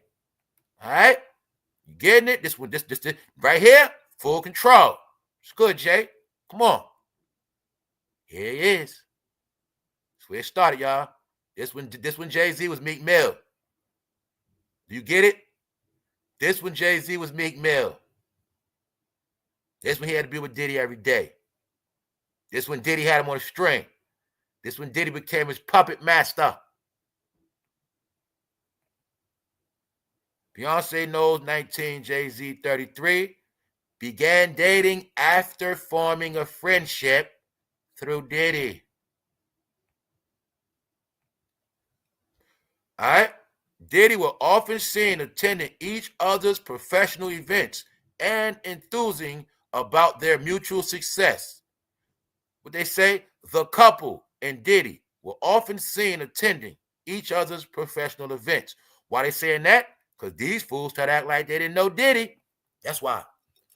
So I said, why the hell did his lawyer go out his way to say that Jay-Z don't know Diddy like that? That alone is a lie. It looks like a lie. So when he said that, you're going to see people are doing homework to prove that they are all together. They actually go back 3 decades. 2027 will be three decades. It's 2.5. I would say I kept being light with 20. It's official. They knew each other for 27 years. All right. So the point is this. Let's go back. See that? Money check. Jay-Z and P. Diddy examining 3 decades of industry ties. Saying what? Jay-Z won't act like he innocent. Jay-Z out here acting like he ain't got nothing to do with nothing. He acting like he got nothing to do with Diddy. He ain't do nothing. He's so perfect. Meanwhile, this fool got 3 decades with this fool. So even on that part, if you ain't do shit, they're going to say what? You didn't know what he was doing? You didn't know nothing? Okay, then. Either way, y'all fools incriminated. Either way. But if you understand, he put them together. And he told Beyonce, yo, Beyonce, I'm going to be setting his ass up tonight. J-Lo knows too. Okay. All right? I already proved this to y'all already. We went into 2. We had fun with it too. Okay? I want everybody to participate in this live. Do you think Diddy put Beyonce with Jay-Z? Do you think Diddy always controlled the whole situation?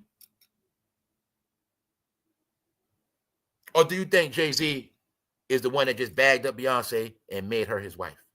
What do you think? When I'm giving you the clue, how he met Jay-Z and how they became together. Let's go. Yep.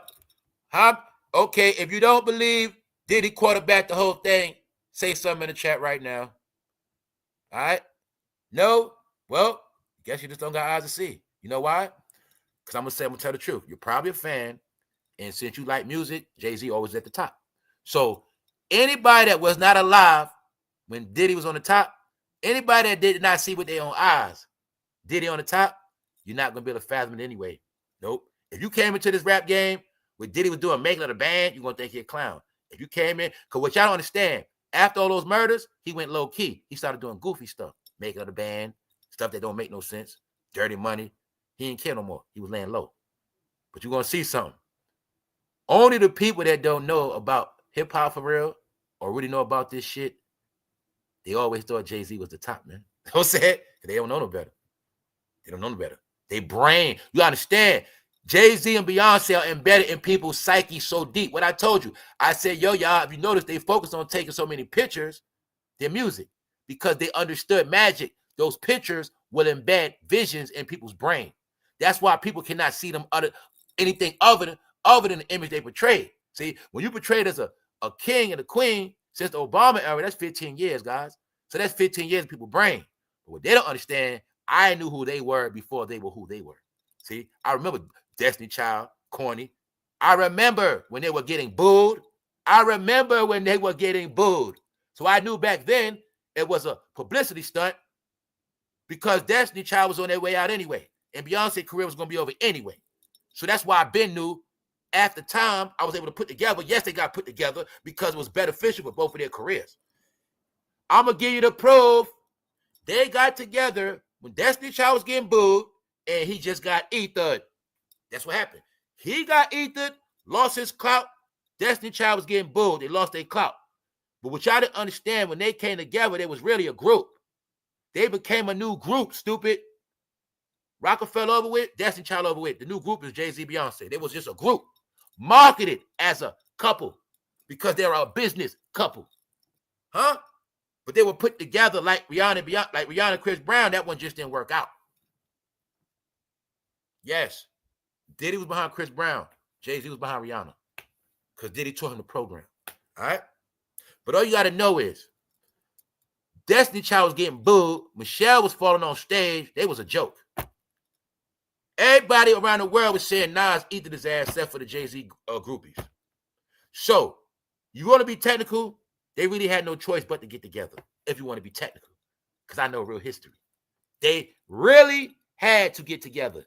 Because I'm looking at it now. Because the reality is, both of their career was going down. Yes. Let's go. Now, mind you, let's go. Here's the proof. Here's where it started, 2003. But this is what you idiots don't understand, dummies. Diddy already made a song, Beyonce. I think he got a good song in and a nice smashing before he passed off officially. Because, see, what y'all don't understand, I know how they get down. See, you should know by now. See, they're all two-way, bisexual. They all have fun together. That's why you're going to see. First, they were just dating. He introduced them to them. They were just dating. They wasn't together. Even though I already proved they didn't get married in 2008. But all this time, they were dating. But after Diddy was done with her ass, that's when they became 2003 Bonnie and Clyde. Beyonce now a huge solo artist. So they give you the numbers. See? Destiny Child broke up. Career might be in shambles. They already checked the numbers. They wasn't doing good. Check the numbers. Tina Knowles holler at Diddy. I need you to help my daughter out. I need you to help her. Well, you know, I'm not signing nobody right now, but I got Mary, I got Faith. I got things going on right now, but I'll try to help her out. I got y'all. All right. Put her with Jay-Z. He's the best right now. Put them together. Matter of fact, he just got eaten by my boy Nas, so put them together. We just do it like that. See how that work out. All right, boom. 2003. Beyonce is now a huge solo artist after Destiny Child disbanded. Collaborated with Diddy on the song Summertime, right after the breakup. Why? People want to act like Diddy was not the top producer, the hit maker. Of what? R&B. They forgot that part. Try to write it out of history. So, after she breaks up, they do the song, and you see the vibe. All right? Mind you, 2003, Diddy was already controlling Jay-Z at this point for 6 years. Why? Because in 1997, he saw that Jay-Z was starting to replace Biggie and Tupac right here, 97. Pulls up on him. He puts him in pocket, 99. 99, Jay-Z in pocket. Right here, 99 in pocket. Get it? After that, it's right here, 99 in pocket. Right here, in pocket. In pocket. He meekmill right here. He's meekmill. In pocket. Get it? Now, I'm going to put you with Beyonce for real. After we do this song, Summertime, then I'm going to put you with her. Something like that. 2003. Beyonce, now a huge solo artist after Destiny Child disbanded, collaborated with Diddy on the song Summertime. All right? Now, after I hit that ass for the last time, I already done text your ass a baby, y'all. Now I'm going to put you fools together. You guys ain't rich yet. You ain't rich yet. I'm rich. You ain't rich yet. At this point, Diddy might be 300 million up. He was 100 million after No Way Out. This 2003. He probably about 200 million right here. Jay-Z, no 100 million. Jay-Z, no sell Rockaway yet. No sell Rockefeller yet. No 100 millionaire yet. No 50 millionaire yet. No. Understand that. Quarterback. Both of them already trained to bow down to the rich man. Both of them already trained to have sex with CEO. Y'all want to keep forgetting Diddy wasn't a rich CEO. Because I told you, some people generation you came in, he was a goofy. He was a dancer. You didn't know. Diddy is the perfect example of a wise man that played the role of a goddamn fool. That's what the Joker was about. If you know anything about the real Joker, you know the real Joker ain't no damn fool. He will slay your ass. But he know to play the role of a fool. He understand I'm the boss. I run hip-hop like a corporation. Just because I control it Don't mean I got to be the CEO. Just because I control it, I'm not sitting in the office all day because I own the business. I own it and control it. Jay-Z, you're going to run it. You're the CEO. You're going to run it for me. That's how it's always been from back then. Okay, are you getting it now? He was the king and she was the queen because he created their ass. He created them. You understand that? Get it through your head, guys. It's time to grow up. Let's go. See that? Early 2000s. Now, he put them together. Jay-Z's who he is. But you're going to see, he kept control of Jay-Z because Jay-Z was his first Meek Mill. This is the proof when he turned Jay-Z from a rapper to a politician. This is where it first started at. Bingo. Made him do it. You Meek Mill now. Prison reform. Are you seeing it clear?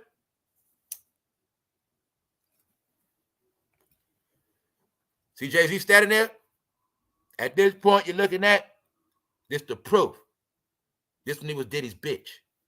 This one he was controlling him and Beyonce. You got to understand something. There was no such thing as social media then. Everything wasn't covered. So a lot of this stuff we didn't know, we couldn't see, and we didn't pay no mind anyway. But I want you to understand what he did to him. He was Meek Mill before Meek Mill. He was Meek Mill. He was Nelly before Nelly. He was Rick Ross before Rick Ross. He was Fresh Montana before Fresh Montana. Are you getting it through your head? He took Mace spots. That's what happened. So if you understand what he did to Mace, you understand what him and Mace was doing. All you got to know is when Mace left, he was Mace's replacement. All right? You also know Diddy likes brown skin. Ha ha. Smack that ass all on the floor. Smack that. Give me some more. Smack that. Oh, smack that. Diddy, smack that. Yeah, we already had fun with this. Diddy smacking Jay-Z on the ass. But guess what? Everybody already knew it already. This same concert, T.I. was there, 50 Cent was there, Kanye was there, Swizz Beatz was there. Who else was there? Some more people was there. All you got to know is this concert, Diddy showed his ass and smacked Jay-Z on his ass. Then put his arm around him. They skipped off the court together. They skipped off the stage like two bitches. No, my bad. Jay-Z was his bitch. We went through that already. Here's the proof. Excuse me, miss. You still don't believe that Diddy controlled Jay-Z? You don't believe it still? Holler at me. I don't mean no harm. I just be lit sometimes. I don't want people to be dumb no more. I'm trying my best. You see that? What part you understand? We went into the whole scenario. It's not the fact that he said, good game. It wasn't even about that. He came from the back while this man was rapping in front of the whole stage and said, bow. He did a hellfire smack. I said, yo, man, he hazing this man on stage, but I know what that means. I told you I learned a lot from this Diddy thing. I learned a lot. So it didn't take much for me to know he did his ass. Especially after he smacked him on the ass and said, come on, boo. And they skipped off. And I got the date now, y'all. I got the official date. The year. This was 2007. In Atlanta. Yup. Told you this when they brought the fruity movement to Atlanta. The more I kept covering it, what I kept saying, y'all, I said, yo, y'all, to tell y'all the truth, I said, man, New York brought all that fruity shit down there. I said, they one of the main ones brought it down there. I started putting it together. I told you, everybody stuck around too long. I put it together.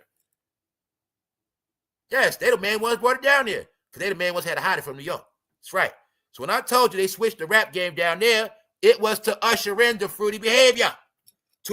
It was to stamp Atlanta being the capital of the Rainbow Rap Chamber. That's what it was. And then everybody else started going there. That's how it went. Then you go see Game kept staying in Atlanta.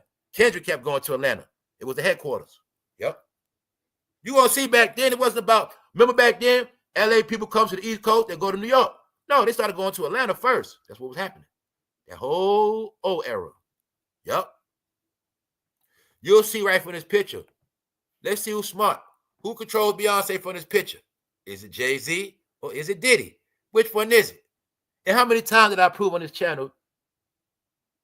How many times did we look at throughout the 3 decades how Beyonce's face would just light up when she see Diddy and that hug she give him, that smile? Man, we know for a fact she loved Diddy more than him. We know that for a fact around here. Now look at this picture. Don't look like Jay-Z was just put with her? Do you think if Jay-Z was not the biggest rap artist at this time, he would have ever even been with Beyonce? Remember, they were all using each other. Jay-Z looked at it like he using Diddy, he using all of them for clout, but all of them was using him for his clout that he just got. Because, but y'all to understand this rap game always worked, the music industry, every single artist knows this. Whatever artist becomes the biggest, you be his friend. Because that's how you stay relevant. They always knew that. That's why you're going to see throughout the years, whenever somebody will be a star, then you'll see all the celebrities run to them to do features, to be their friend. They know what? If For No Fame become the newest rapper, if I be his friend, guess what? I might get a feature. Guess what? When he go on tour, I might go on tour with him. This is how they all been doing for years. This is how they do alley-oops, y'all. This is what they always been doing. So my point is, they're all whores. But you also have to peep how a lot of the stuff they do is manufactured. So you'll see this whole shit manufactured by Diddy. It's just that Jay-Z was the biggest rapper in the world who had the biggest clout. He didn't have the most powerful industry ties yet. He didn't have the most money yet. He was just the hottest in the street with the poor people. He was the Negro's favorite. Why? He had the biggest influence over the Negroes. That's what it's about. So now y'all see what I told you a million times. In this game, it's all about influence. When you have no influence, you have no use. They didn't need Jay-Z for nothing but his influence because he was the biggest. Why? He told you. Once he saw this fool having an influence over Biggie and Tupac fans, and he saw it, he about to take their spot. Time to lock him down. That's what happened. Time to control his ass. That's why I told you. Remember, if you a nobody, a whack ass rapper, they don't care about you. He don't care. Yeah, all right, what's up, man? All right, what's up? He don't care about you. Understand that? But when you a hit maker, you got power, influence. Now it's his job to come holler at you. You're useful now. You with the team, Diddy boys. See that? This when Diddy was partying, feeling himself, having a ball. You're also looking at before Watch the Throne. You watching before the big separation. Yes, this is the what I get money situation. This one y'all understand when they did that first marketing scheme of what? 50 Cent versus Kanye. But that whole battle really was gangsters against the nerds. And the nerds won. So when I tell you I've been to gangster rap, I've been to all this shit was dead. It went from this, the nerds took over, the college dropouts, and after that, it went to the rainbow era. Straight up. Because it was the college dropouts. They were the ones influenced by rainbows. Yes. And pink shirts. It was them. That's how it started. All right. So anyway, this one, being that that was in Atlanta, it's no coincidence he smacked Jay-Z on his ass in Atlanta. All right. In front of the world. And Jay-Z didn't move. He said nothing. He did nothing. And Diddy embarrassed him and put his arm around him and they skipped off the court. Off the stage. I say court because they play games. So you see, he palmed his ass. He smacked the shit out of his ass. Now, mind you, we have no proof of Diddy doing this to no other rapper. No other rapper. No other rapper. But if you understand that Jay-Z was Meek Mill before Meek Mill, then you'll get it clear.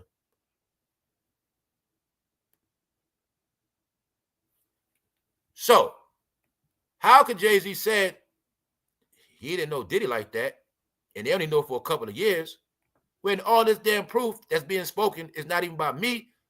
The industry people know this shit. Diddy and Jay-Z jointly donated $1 million to Hurricane Katrina Relief Fund, presenting a huge check during a live telethon. Why? They know about tax write-offs and clout chasing back then. Now, here's the proof. Skip down, 2007, August, summertime, hot, fruity in Atlanta. Diddy and Jay-Z performed together at Screamfest, a touring hip-hop festival, and Diddy was filmed slapping Jay-Z twice on the butt. Diddy was filmed slapping Jay-Z twice on the butt because we had fun with it, all right? I was showing both foot of him smacking him on the ass. Not once, but twice. Then put his arm around him and skipped off. Yes, check the previous episode. When I told y'all, Beyonce career over with. We got to what, part 6. Beyonce, Jay-Z, Beyonce government takedown. On the run. Been telling y'all this shit. I had to break down. They on the run because they Diddy affiliations. They were trying to duck it. But once that goddamn charge with that 13-year-old minor, they couldn't duck it no more, y'all. They was trying to run away from this Diddy. They was trying to run from Diddy affiliations. When you scroll through my section, you're gonna see it. I told you they were trying to run from the affiliation. Then had the lawyer come out and say they ain't got no affiliation. Well, guess what? Last week, somebody did this whole breakdown. You see, US, the real news. They said, what? They don't got no connection. Let's go back to 97. Bingo. Thank you very much. Thank you very much, Auntie. Thank you very much. You see it? 97, y'all. In 3 more years, no, scratch that. 2 more years. My bad, y'all. 2 more years. They would have known each other 30 years. They know each other 25 years plus for a fact. So you now see where this going at? It's looking like lies being told before this shit even start. Which means what? This ain't a good look, is it? Nope. So let's go, y'all. No. Jay-Z and Diddy's friendship timeline. Hip-hop rivalry collabs. Diddy's legal troubles. They even got a charge the same as that year. And got the same exact years of probation the same year. Same as that year. All right? Because little did the rest of the world know, this when the stage was being set for them to be your followers and leaders. But they know you wasn't going to believe them unless you knew they was gangster. So they had to have some criminal stuff on their jacket. This when they started to lock the Black Niggas Up program called RICO laws. All right? This is where they started to lock people up while your neighborhood empty. All right, so let's go. Showing you. Everybody know that he slapped him on the ass. He palmed his ass. Now let's ask the number one question. How many of y'all believe Diddy put baby oil on Jay-Z ass? How many of y'all believe that? How many of y'all believe that Jay-Z was Diddy's boyfriend like Meekmill was? How many of y'all believe that? And how many don't believe it? What's up, Dramatic? Gripped it twice in front of the world, Craig. Guess what? I can imagine what he did behind the scenes. It's very simple. If he did that in public, I already know what he did behind the scenes. I'm not stupid. What's up? What's up, y'all? All right. Hold up. Anyway, we got to get out of here. I'm talking about out the comment section. Let's go. All right. Boom. This is what they pushing. Drake's latest lawsuit isn't hip-hop. The Toronto Raptor is already losing in the court of public opinion. Guess what the court of public opinion is? Paid bots on Twitter. I just didn't feel like putting it up. The key is, let me show you how dumb people are. Told you. Drake's latest lawsuit isn't hip-hop because he's not stupid. It isn't hip-hop. Hip-hop means stupid. Know why? Drake ain't supposed to sue. You ain't in hip-hop, right? In hip-hop, you ain't supposed to sue if somebody accusing you of some shit that's a lie. See, in hip-hop, you ain't supposed to dispute lies, none of that shit. No, hip-hop, nigga lie on you, you supposed to lie on him back. No, it's not hip-hop, man. Because I'm smart, ain't gonna let a nigga play with my name. That's not hip-hop. That's why I said F hip-hop. I almost cursed. F hip-hop. Guess what, fans? Hip-hop over anyway. Guess what, hip-hop fans? What you gonna do when this Drake and Kendrick stuff over with? What you gonna do after that? You gonna wait for new beef? You wait for new beef? What you gonna do? Cause this it anyway. Hip hop is done, guys. All right, it's done. But anyway, look, I'm just showing you. Allegedly, this man got called a pedo, but we got the proof that Diddy's a pedo. We're not going to. I don't even like to talk about this. Shit is old now. My point is, you're gonna see in hip hop, you gotta let a person do whatever. Remember I said hip-hop, anything goes. You can lie on me, slander me, call me out my name. But in hip-hop, I ain't supposed to say or do nothing. It's hip-hop, man. No, hip-hop is a brain control. Mind control. Where anything's supposed to happen. The same way somebody can play with your name, hey, the same way somebody can touch on your ass. The same way somebody can kill you in front of a hip-hop club, nobody give a fuck about your ass. Because it's hip-hop, fool. Supposed to die at a concert. Travis Scott. Man, them kids supposed to die. It's hip-hop, fool. Anyway, fuck hip-hop. Look what hip-hop did to Justin Bieber. See, I told you, Jay-Z just more masculine than Bieber. Bieber couldn't take the pressure, which I don't understand either. If Diddy controlled them, had them on mind-altering drugs. He was grooming them. You don't even know Diddy could be the main one that brainwashed their stupid ass to get into witchcraft because they're just stupid. But all you got to know is, if he did this, and he did this after 2000, it is alleged that Diddy told Jay-Z to go in the room in 2000. Does it look like Jay-Z listened to him from this picture? Doesn't it look like Diddy could make Jay-Z do whatever he wanted him to do? Well, if Diddy tells him to do anything, being that he know this man took Tupac out, Jay-Z knows what this man to do. You don't think he gonna do whatever he told him to do? Right then. He's showing you. He's my bitch. He is my bitch. Yeah. Oh, if I see, let's go back to picking and choosing, y'all. Let's show you how black hip hoppers do. So Diddy is gay when we joking on him for that baby, y'all. But he ain't gay when he smacked Jay-Z on the ass. See this shit? Diddy is gay when we hear tape of Meekmill laughing and joking. But when Diddy with Jay-Z, he ain't gay no more. When Diddy's with Cameron, he ain't gay no more. When Diddy with Jim Jones, he ain't gay no more. See how they been playing his games, right? When Diddy with Justin Bieber, he's fruity. But when he's with Jay-Z, he's not. Even though we got all the proof, all the people he turned out, you just want to understand, it's levels of being turned out. I told you, they all bisexual. But Justin Bieber might not like women like that, or just a little bit. Hey, Jay-Z might like man buns, the same exact level of woman buns, like Boosie and Cam. You want to see one thing, they all love ass. So if an ass bent over, they don't care anyway. I'm saying that to say, y'all want to keep joking on this man being fruity, bisexual, baby all, but you want to accept the fact he put it on him first. You want to accept the fact that was his boyfriend. He turned him into his boyfriend. You ain't going nowhere. That's what he told him. I'm going to prove it. But first, Justin Bieber. Now, out of all this talk, Justin Bieber posted this yesterday. Justin Bieber is going viral for being a male prostitute. Yes, he is.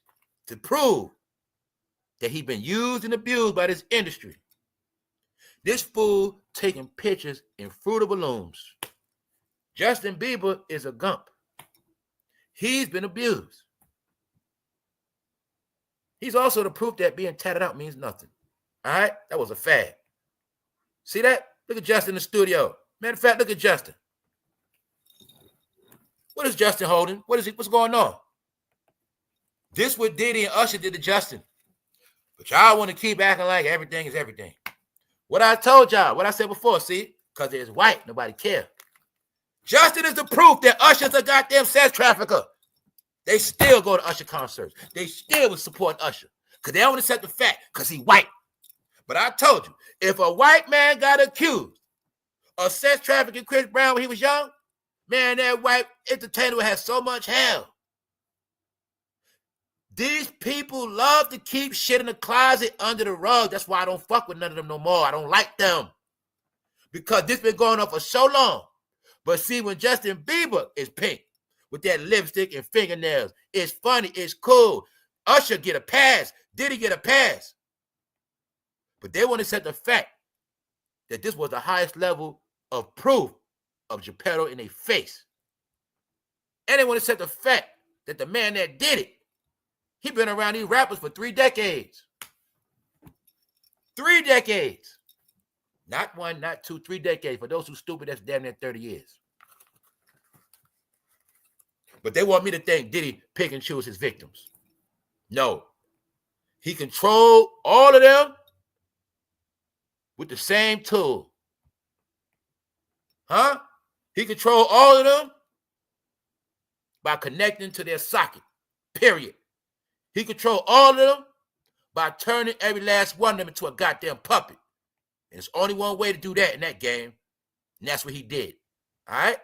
So, look at Justin Bieber. Here's the proof. Recent. Yesterday. Still tweaked out. But let me show you the sidebar.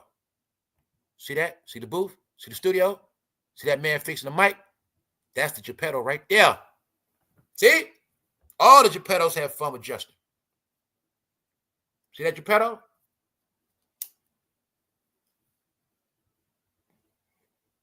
Man, that's Mace before he blew up. It's all of them. So I'm just showing you. People don't believe it, right? Just showing y'all, man. This what Diddy do to your ass. Just that some can maintain more than others. See, Jay-Z can make a straight face and make a tough face. He make his tough face at y'all. Nah. Nope. It's all of them. Anybody in that booth? Yeah, you know what time it is. You a star, right? Yeah, it's all of them. Ain't just Justin. He's the proof. You got a lot of proof. 2009. Boyfriends together. See that? He was his boyfriend. And once Meekmill came out and Meekmill became a star, I think he kicked Jay-Z to the curb and it became Meekmill. But before that, this is the goddamn boyfriend. Allegedly, it's not about the boyfriend. I'm showing you the control of his ass. That's all. The control. Jay-Z is one of the few people allowed to call P. Diddy by his real name for a surprising reason. Only person to call me by my government name is my girl, my wife, my lady. That's about it. If I go by my nickname and everybody calls by my nickname, who's the only person gonna get to call me by my real name? Mama, one of them, right? Okay, then. All right, look. Let's check it out. Because the world know this. See how you saw pull up all these news people you never heard of or seen or stories? Okay, see, you got nothing to do with black people, right? Okay, no black entertainment, nothing, right? Okay. P. Diddy has undergone several name changes over the years, but the rapper has now declared that only 2 people are allowed to call him by his birth name, Sean. Let's go. Hold up. Let me scroll down.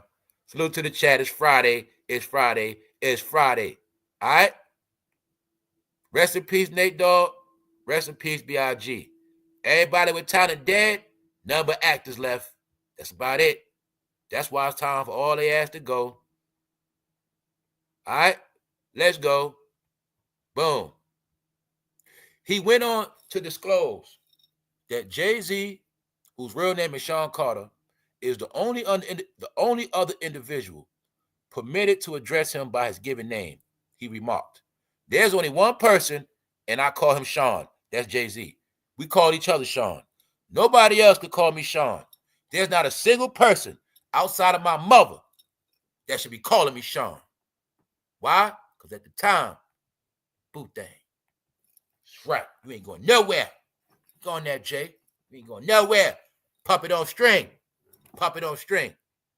What's up, damn girl? Puppet on string, y'all. That's right. Yup. So now, right? Here's y'all proof. Only person let him call Sean sounds sentimental to me. Sounds sentimental to me. Because we didn't know throughout the years, in the beginning, that was his side piece. Yup. That was his side piece. That was his side piece. See? That's why I say everybody was grown to make it normal. When these fools were sitting at them games floor seats, told y'all they'd be on dates. That's right. So, nah, the program don't stop for nobody. Then you understand this man has always been rich. He already been broken in. You see Jay-Z who he is right there, y'all. I don't know what part you don't understand. It's very clear. All right? So knock it off with all that boogeyman shit. All right? Diddy allegedly threatened to eat musicians' flesh during a heated dispute. We already know he's an animal. Now, according to the story, Sarah, from making a band, claims that they was messing up so bad, they were messing up so much, wasting time. Diddy threatened to eat somebody. Basically, he threatened to do a Mike Tyson on one of their ass. Then it was said that Diddy told one of them, "You got something to say? I'll pay a $20 crackhead right now to beat the crap out your ass. Right now. I'll get a $20 crackhead to beat the crap out of you." See that? That's what he was doing, y'all. And when I read it, I started busting out laughing, man. So look, back to making the band, what I already told you. He already flipped all of them. You see Chopper with his pants all the way down. You see Freddie P being fruity over Dylon. See, it's some more grainy footage I could have shown y'all. Freddie P got his shirt off. Do you still? First of all, man, Diddy probably made them fools have orgies together. He probably made Baps eat out old girl. I know what he had them doing. But this one, P. Diddy, was P. Diddy, the Predator. This one, he was hanging around the band, making the band, 106 in Park. But like I said earlier, after Diddy was in all that dirt, he went through a process of trying to clean himself up. A lot of things happened after that Biggie Smalls thing. I'm going to get into that another day. Yes, he even transitioned. And that's why when a lot of y'all were born, or a lot of y'all started watching music or got into this stuff, Diddy was already being a goofy. He wasn't who he was. He was laying low key. So when I'm telling y'all this man is a magician, we got to understand, Diddy went about 10 to 15 years underground playing a role of a nobody. Like he was a nobody. You got to understand that. Because he let everybody shine. He just played the background. The Ciroc bottle was the reason for him to be around everybody, but he was making his money off the liquor because he looked at it like this. Well, I don't do music no more, but everybody else does music. So anybody in music got any event, I'm going to push my Ciroc brand and make my money off their ass.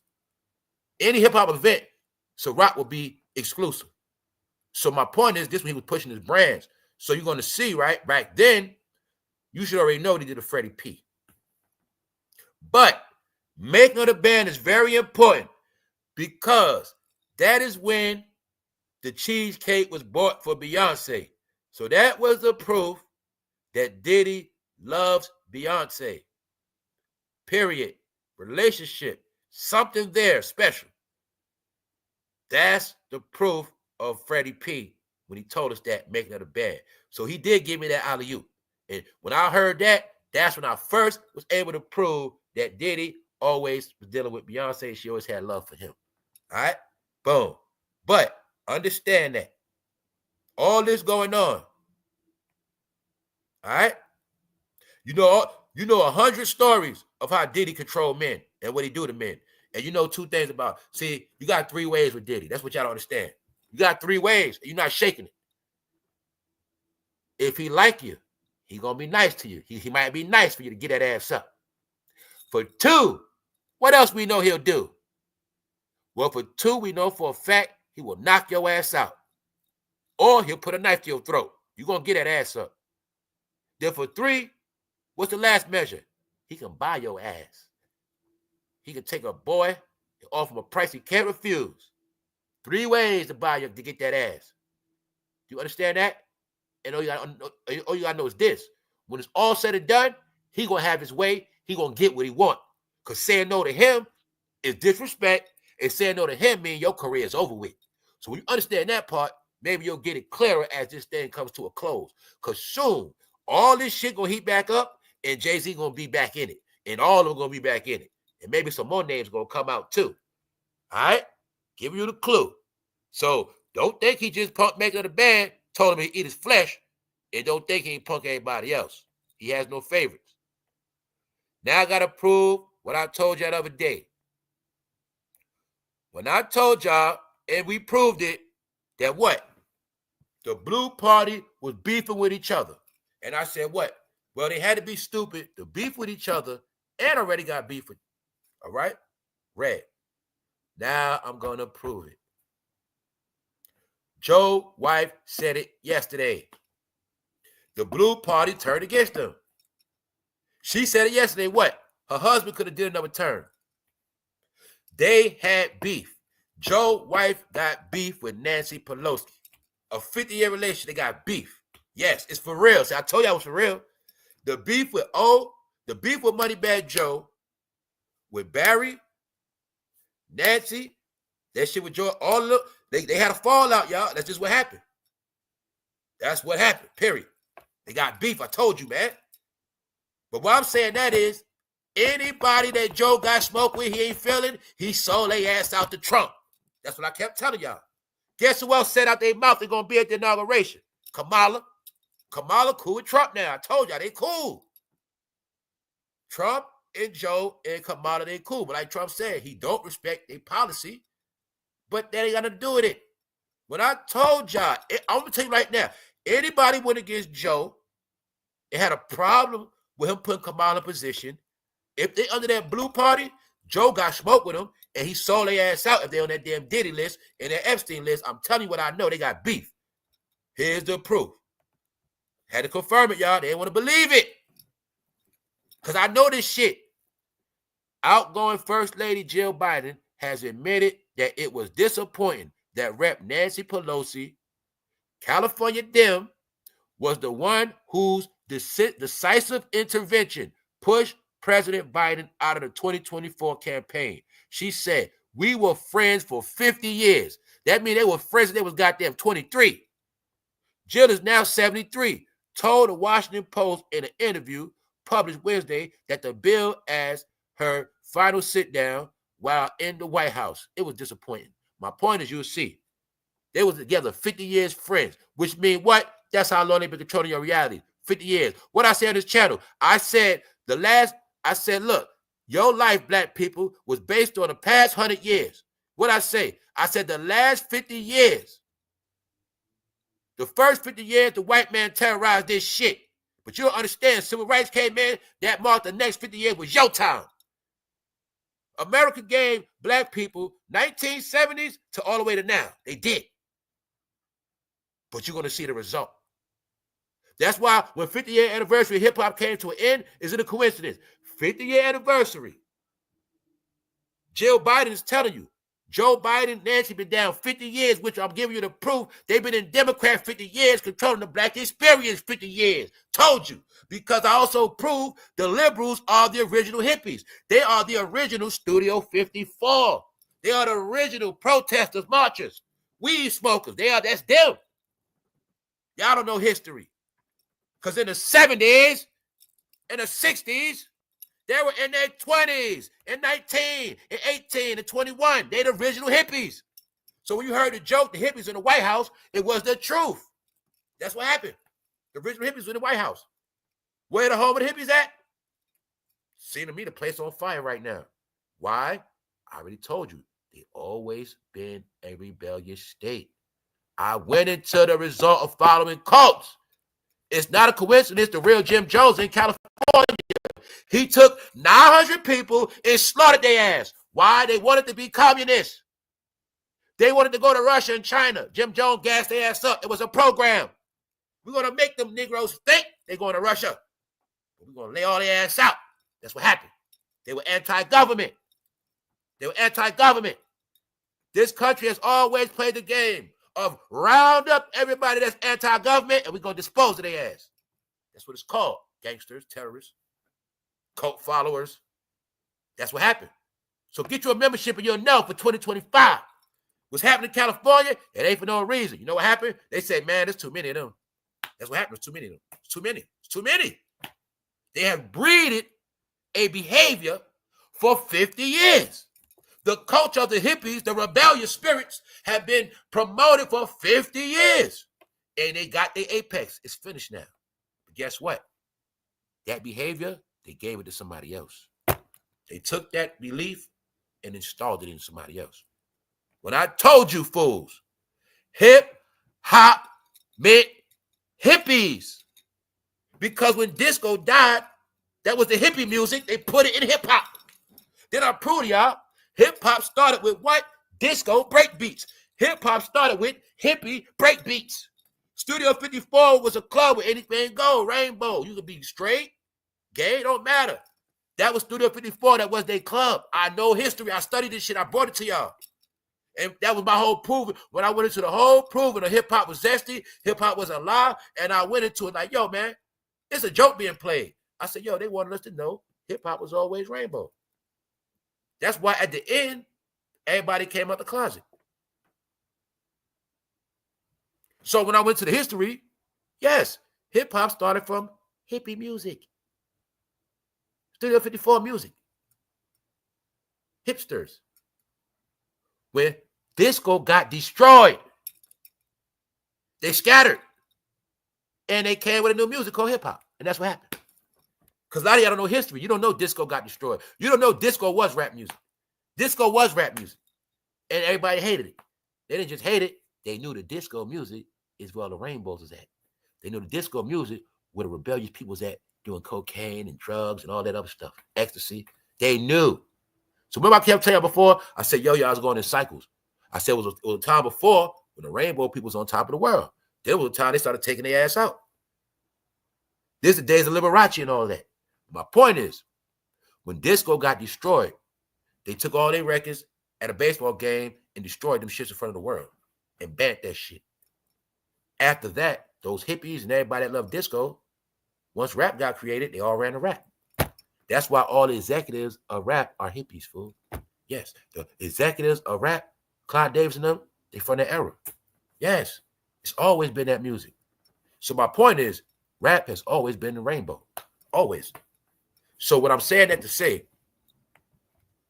this is why I'm giving you the proof why the liberals always control rap music, y'all. That was my whole point.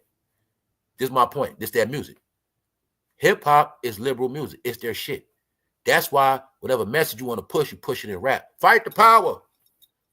George Floyd. Why you think Megan made a song about Plan B? Had these fools rapping about birth control. Because the politicians going to push whatever they want to push to the music, because that's their music. Yes. Yes. Now you see why Snoop Dogg is from California or he promoted you to smoke weed? Because he speaks for the hippies. Always did. He speaks for the hippies. Snoop Dogg is a hippie. You just didn't understand that. Anyway, let's go. Because now, right, we're going to get into a part. We're going to look at what people saying about California. All right? We're going to look at what people saying. Because I don't know what happened, but California pissed a lot of people off. But I'm just going to tell the truth, in my opinion. I think people out there are more detached from a lot of stuff. But I'm also going to say this. They've been working the most mind control programs on people from California. Because California, the truth is, that land is very important. That state is very important. That city is very important. So the key to that is keep everybody stupid and crazy. So they never know where the fuck they at. And they ain't never going to know what's going on. That's why they're the most brainwashed too. That's the home of Hollywood, y'all. That's the home of fake shit, deceivement, lies, deception. That's the home of that shit. Fake it till you make it, all that. The number one state that's against religion. Yes, it is. The number one state that's against all religions. So you got to understand that. Because somebody told me something about religion and something about God, right? They were like, something about, you might not believe in God, you might not know God, something like that. But somebody always told me it's always good to have insurance. All right? If you catch that, then you'll get what I'm saying. On top of that, let's go. Because now, right, I'm going to show y'all what they said about California. It's dark. We just going to look at it, y'all. Post. Linda, listen. Linda, listen. Guess what? Most of the rest of America doesn't give a F about the fires in Los Angeles. Want to know why? Listen, Linda. The left coast is so fringe, and America is hating that we have been looking forward to watching California shear off the continent. We have been looking forward to watching California shear off the continent, somewhere near Lake Tahoe, and sink into the Pacific Ocean. Apart from having sympathy for a handful of souls like Jane Woods, we really don't give a rat's ass about what just happened. These people should have moved years ago. Most of them certainly had the financial where, you see what I'm saying? Talking about the rich people. But they chose to stay. California and Los Angeles in particular are Democrat doodle holes, overrun by illegal aliens. You see what I scratched out? You see what I scratched out? Freaks wearing assless chaps and green-haired Hollywood liberals. So when I was reading this, it made me think, I said, damn, if this is how they feel about Cali, I said, well, damn, California spread all this shit to the East Coast. So I said, it was Cali that did it. You know what I'm saying? That's what happened. So I'm just showing you. This is what people saying. Hollywood liberals that hate America. Wherever Western North Carolina is not, they hate us. Don't forget that. They aren't going to suddenly change their evil ways. They aren't going to suddenly change their evil ways and join Team America. They're not going to join Team America. What I said the other day, most division, most decisive, all these fucking groups, all these organizations, the home of fucking gangs, the home of black terrorists, all that shit. Let's go. Well, they say what? They aren't going to suddenly change their evil ways and join Team America. They're the most disgruntled, reparations, all this shit. They will stand armed, demanding that we allow tens of millions of so-called aliens to stay here. They will accuse us of being racist, but they let all the migrants in the country. See what I'm saying? But the point they saying that people in California are evil, and they saying that what? They ain't gonna change. And say what? They're the most divided for the country. That's why they said they might as well sink in the goddamn water since they're so goddamn disgruntled. What I told people, hey, you love Africa? Go to Africa. Look, man, I said it yesterday. We in a free world, fool. So if you don't like it, you leave. It's simple. You go where you want to go. It's simple. You don't understand. That's delusional behavior. You're grown up. Your child in your house keep bitching, complaining, but your child 21, your child 22, 23, your child 24 in your house bitching, complaining. What you gonna say? Well, fucking leave then. Okay then. You rich, you got the money, we'll leave. They won't get it because they kept thinking their money run shit. All right? Nobody gonna care about that shit. Meaning what I'm telling you is this, right? We all grew up a certain way. I know right from wrong. I know evil, I know good. But I know one thing. I know how my family was raised. I know I wasn't raised to be evil. I know evil was never accepted. I know a lot of shit was never accepted in my family. But, see, a lot of y'all know about New York. New York is evil. New York can be wicked. But New York got principle. New York got spirit. There's a lot of good people in New York. Good-hearted people. Good-spirited people. Loving people. Caring people. I know that about New York, y'all. I don't know about Cali. Because I don't see that shit in Cali. My whole perception of Cali, that shit always been divided. My perception of Cali, the home of blacks hating blacks. When it comes to wearing the crown of slaying black Americans, when we check the scoreboard for these years, California, you should get the top trophy of killing the most blacks. Next, it would be Chicago. Then probably New York. Yes.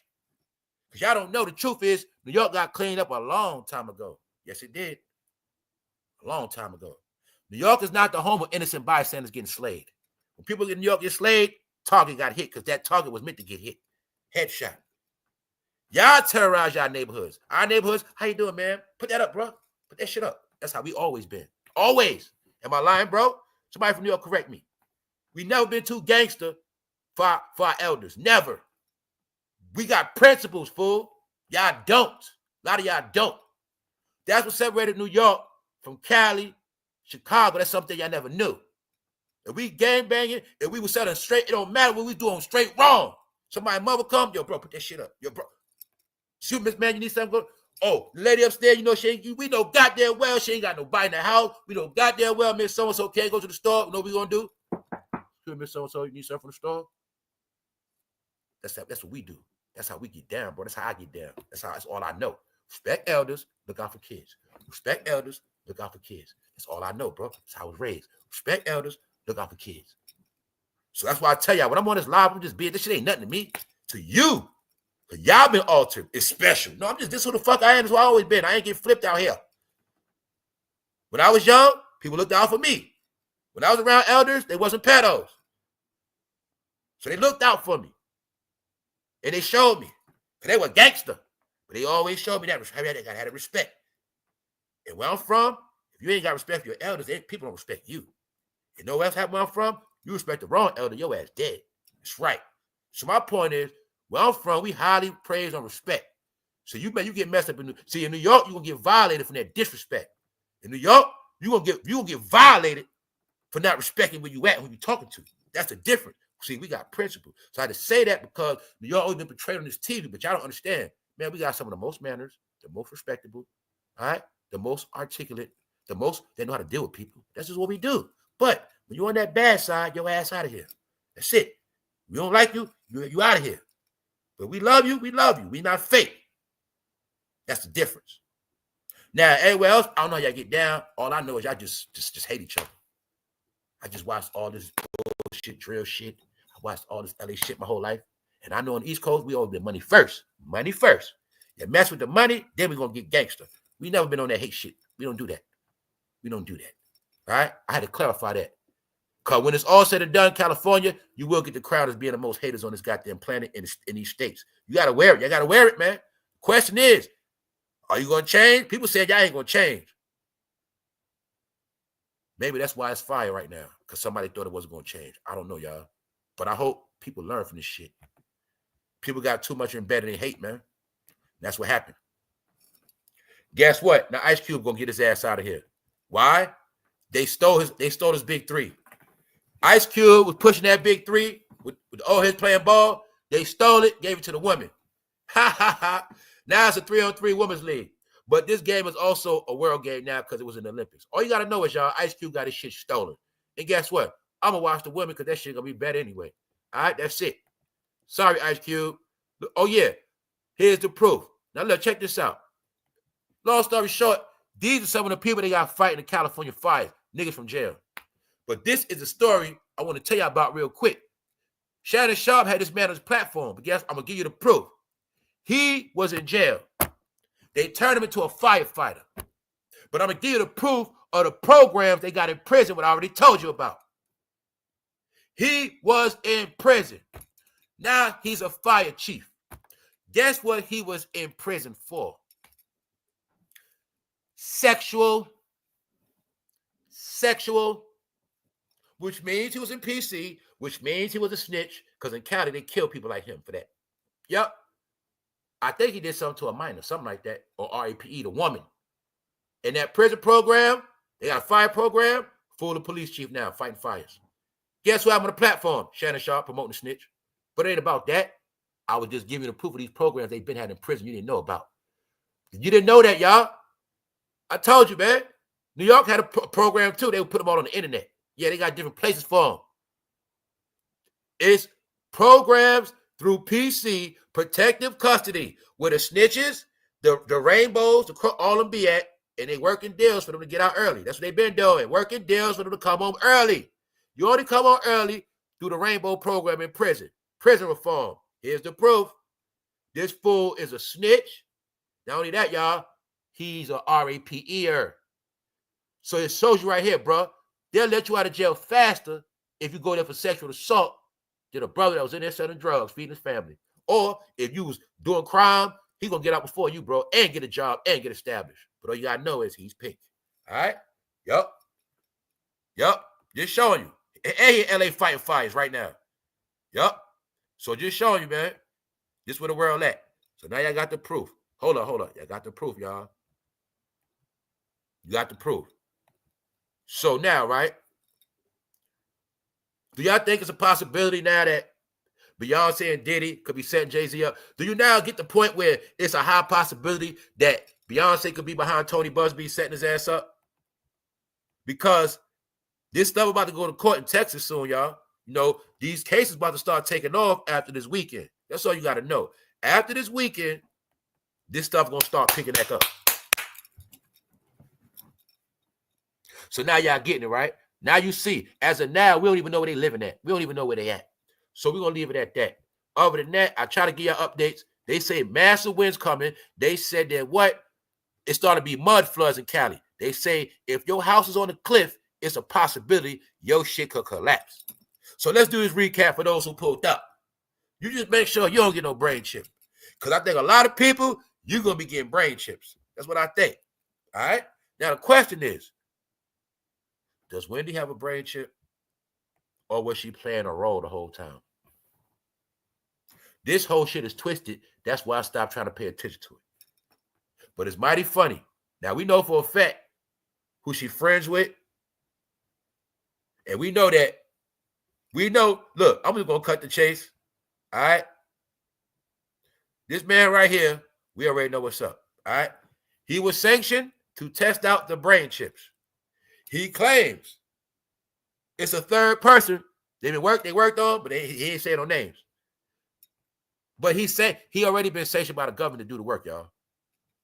Also, you got to understand, Mark Zuckerberg, Elon Musk, they together now.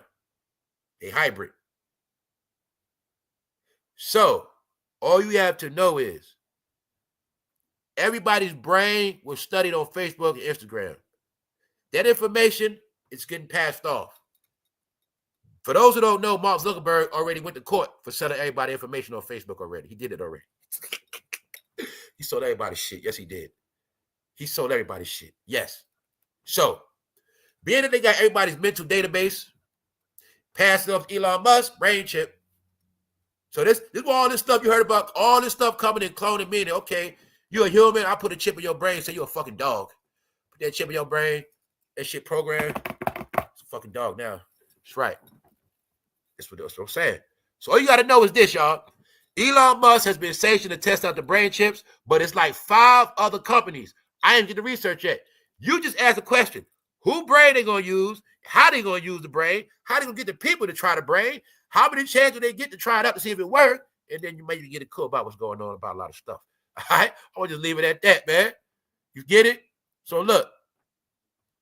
We've got 3 humans with Neuralinks, and all are working well, he said during a wide-ranging interview at a Las Vegas event. So when I told you they took over Las Vegas, here's the proof. The thing is, y'all, to be honest with you, we don't know how many labs is out here, because I think Wendy in a lab. It's called a facility, y'all. They call it a facility. Let's prove it.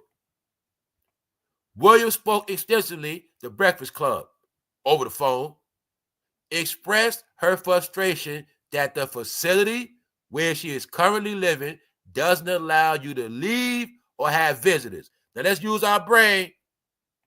Is she in a facility? Is she in a rehabilitation center? Where is she at? Why she can't leave? If she can talk, is she good? If she got family, why she can't leave? I know one thing. If you in a goddamn experiment, you ain't leaving. Because them doctors ain't gonna let you go. The key is, what y'all think up with Wendy, man? She told you she's in a facility. Okay. Well, why did she say they sold a house? Why did they take out the house? If she's rich, y'all, she can have a house wherever. Okay. Why these so-called caretakers ain't just get a nice little house and take care of her in the house? And she also admitted she's broke. She only got $15. So the other question is, where the hell is her family at? Why did her family let this go down? I did not know somebody could come snatch me from my family, just take over me like that. I didn't know that. Is it that easy to just steal somebody from their family? No, that ain't it. Her ass already signed contracts. She already had obligations. So being that she already signed them contracts, her ass already owned. She's somebody's property. Thing is, we don't know who property she is. Because she's a slave. These are facts. If she can't come and go as she please, conservatorship sounds nice. But look what her people said. When Wendy was talking, saying she's good and she's straight, well, this is what TMZ's saying. TMZ has been sent to debunk the Breakfast Club interview. What they say, y'all?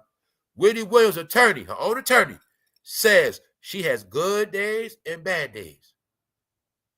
What else they say, y'all? Don't let the Breakfast Club talk fool you. They basically saying, Charlamagne and them, they promoting a fool. Wendy ain't got a right sense. What else they saying? Wendy's a liar. Thing is, how the fuck do we know who's telling the truth or not? Get it? I know what's up. You see it in your face. She's in bondage. So you telling me Wendy Williams is broke, but she still got a lawyer? She still got a lawyer? No, she's under control. You getting it? She's in a facility, y'all. They say she ain't got a decent TV. They make her look out of one room, out of one window. So what did Wendy do to deserve the treatment? Okay, let's break it down normal. Okay, we know in the real world when somebody has a mental collapse, any type of medical condition, okay, we know they're going to what? Get rehabilitated. The whole process is the what? Check the growth. Check the rehabilitation. As the person's getting better, what we going to do? We're going to start to evolve their living habits. Okay, they was in a facility. Now we try to get them home, right? Okay, simple. So why is she still in the facility? Why is she not in a care home? Why she's not at home with a caretaker? She's rich. But if you under certain studies, if you got to go into certain machines, if you got to go into certain testings, and you don't want nobody to know, maybe that's why she got to stay in the facility. That's what I'm assuming, because I'm reaching. But I ain't stupid. You know why? Because as far as I know, way back then, her memory already got erased. As far as I know, I'm not stupid. I told y'all first, when they first said she had dementia, I said, guess what? Her money going to be gone. Ain't no such thing as know how much money you got after you had dementia. I knew that was going to happen. Strike one. Everything that happened, I already told y'all before it happened. Said she's going to get robbed. What happened? She got robbed. I said that when she had 60 million. She got robbed. So if they say she had dementia, how the hell we know she got it back? But unless she got a chip, she might got it back.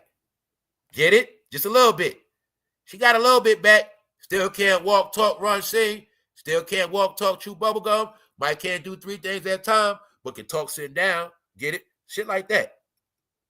So, I'm going to say this. Until I see her walking around outside by herself, doing regular shit, I don't know what's up with Wendy. Because they saying she ain't straight.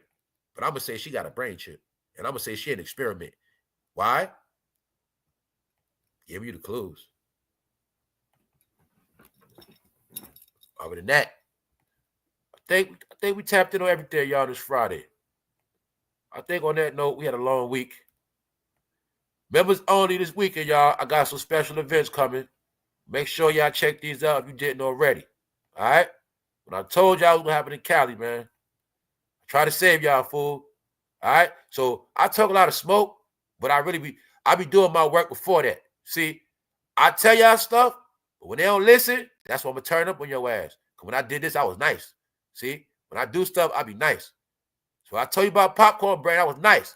So you come in my chat with Popcorn Brain, I ain't going to be nice. That's how I work around here. I done told y'all. When I do these lives, they out of love. After that, ain't no love. All right? So on that note, I'm going to get out of here, man. Y'all enjoy y'all weekend. All of y'all, man. Every last one of y'all. Appreciate everyone. Ready to go now. Salute the time. Hey, Tamiko, be safe out there. All right? Be safe. Stay on point. All right, who's left? Lindy, what's up? I saw Wendy the day after Kobe died up close and personal. I say about like 2018, I was outside her studio and shit. I was outside her studio one day when they was in there, when they was doing the show out there, Chelsea. What's up? Who else up here? I'm just hollering at y'all for I leave. What's up, inquiring minds? Wendy and Kanye is under neurologist care. That's right. Y'all know. No. Thank you. Wendy's under this right here. Celebrity Reset. That's right. I already gave the proof of Kanye West. Then you're going to see Kanye and Wendy affiliated with the same exact people. And then you'll put it together. I'm just ain't going to say it. Y'all know what I'm talking about. People that saw this video, y'all know what I'm talking about. All right, so let's go. Yeah, I think Wendy got a brain chip, fool. I think Kanye Ben got his. Yup. Because remember, you experiment on one person, that's one way. But you got to still now work on somebody rich. Because remember, right? Think about it. Okay, you control a regular Joe Blow with a brain chip. Let's see how it works on somebody already rich with power. Let's see if we can control. Let's see if we can put a rich, powerful person under this chip. Get it? It's easy to get anybody off the street. Let's see if this shit work on a somebody. Let's see if we can take a somebody and turn them into a nobody, and then after that, control their ass. Bingo. Plus, she a little older. Yeah, let's sacrifice her. She a little older. Let's try her. Let's try Wendy. Who knows? All you gotta know is she robbed, y'all. She got robbed. So if anything, this is how we know something ain't right, man. Because y'all be talking about family. I don't trust family neither. Why? Family be in on the charades, dummy. I don't trust family. Why? That same woman got Wendy as a slave, working side there with everybody. Needs, get her a little cut, get a little cut, get a little cut, get a little cut, get a little cut. And everybody in on it. I don't know why they want to let Wendy go. I don't know what's going on. Whole time, bitch, you know what's going on. Why? Well, if we got proof, if Wendy got proof she's robbed, why nobody ain't looking into her money? Newsflash. Why nobody ain't looking into her money then? If Wendy told us she has $15, we know for a fact the woman had over 60 million. Why nobody ain't trying to arrest nobody for robbery and theft? What the fuck is going on? Huh? So I keep telling y'all, it's a lot of ways that don't make no sense. Your family knew you was rich when you got with these people. Now you tell your family, I'm broke. They ain't gonna do nothing. They ain't gonna get no lawyers looking to this shit. Something wrong with this case, y'all. Something wrong with this. Your family gonna let you get robbed and held hostage. You show your family get a cut of this shit. You show your family in on the program. The niece, the main one in on that shit. No. You make it like you trying to free her. You make it like You don't know what's going on. Whole time, you cut every bitch, we give you money every month. Go with the program, get it? Because you the only one we gonna let come see it like that. So we gonna work something out. See, I want to say this bullshit. If you don't know nothing about Wendy, you know she got robbed. You know what I'm saying? So the question is, what did Wendy do to get robbed? What she got to do to get robbed? $15 from 60 million plus. Somebody got to die, bro. Straight up, somebody got to die. Hey, you robbed me like that? I'm gonna play stupid. I'm gonna stab you with a kitchen knife, and you gonna put me in a real crazy home. So we ain't gonna keep playing these games. As soon as I found out I was broke, that's it. That's it. That's it. One of y'all going out the fucking window. Something gonna happen. You gonna put me in the crazy home for real. You mean to tell me I had 60 million? You tell me I got $15? And my son calling me talking about he need this, that, and the third. I'm broke. Don't be crazy for real after that. Yeah, y'all gonna put me in a real facility. On that note, y'all, I'm out, man. Enjoy y'all day. For real. One.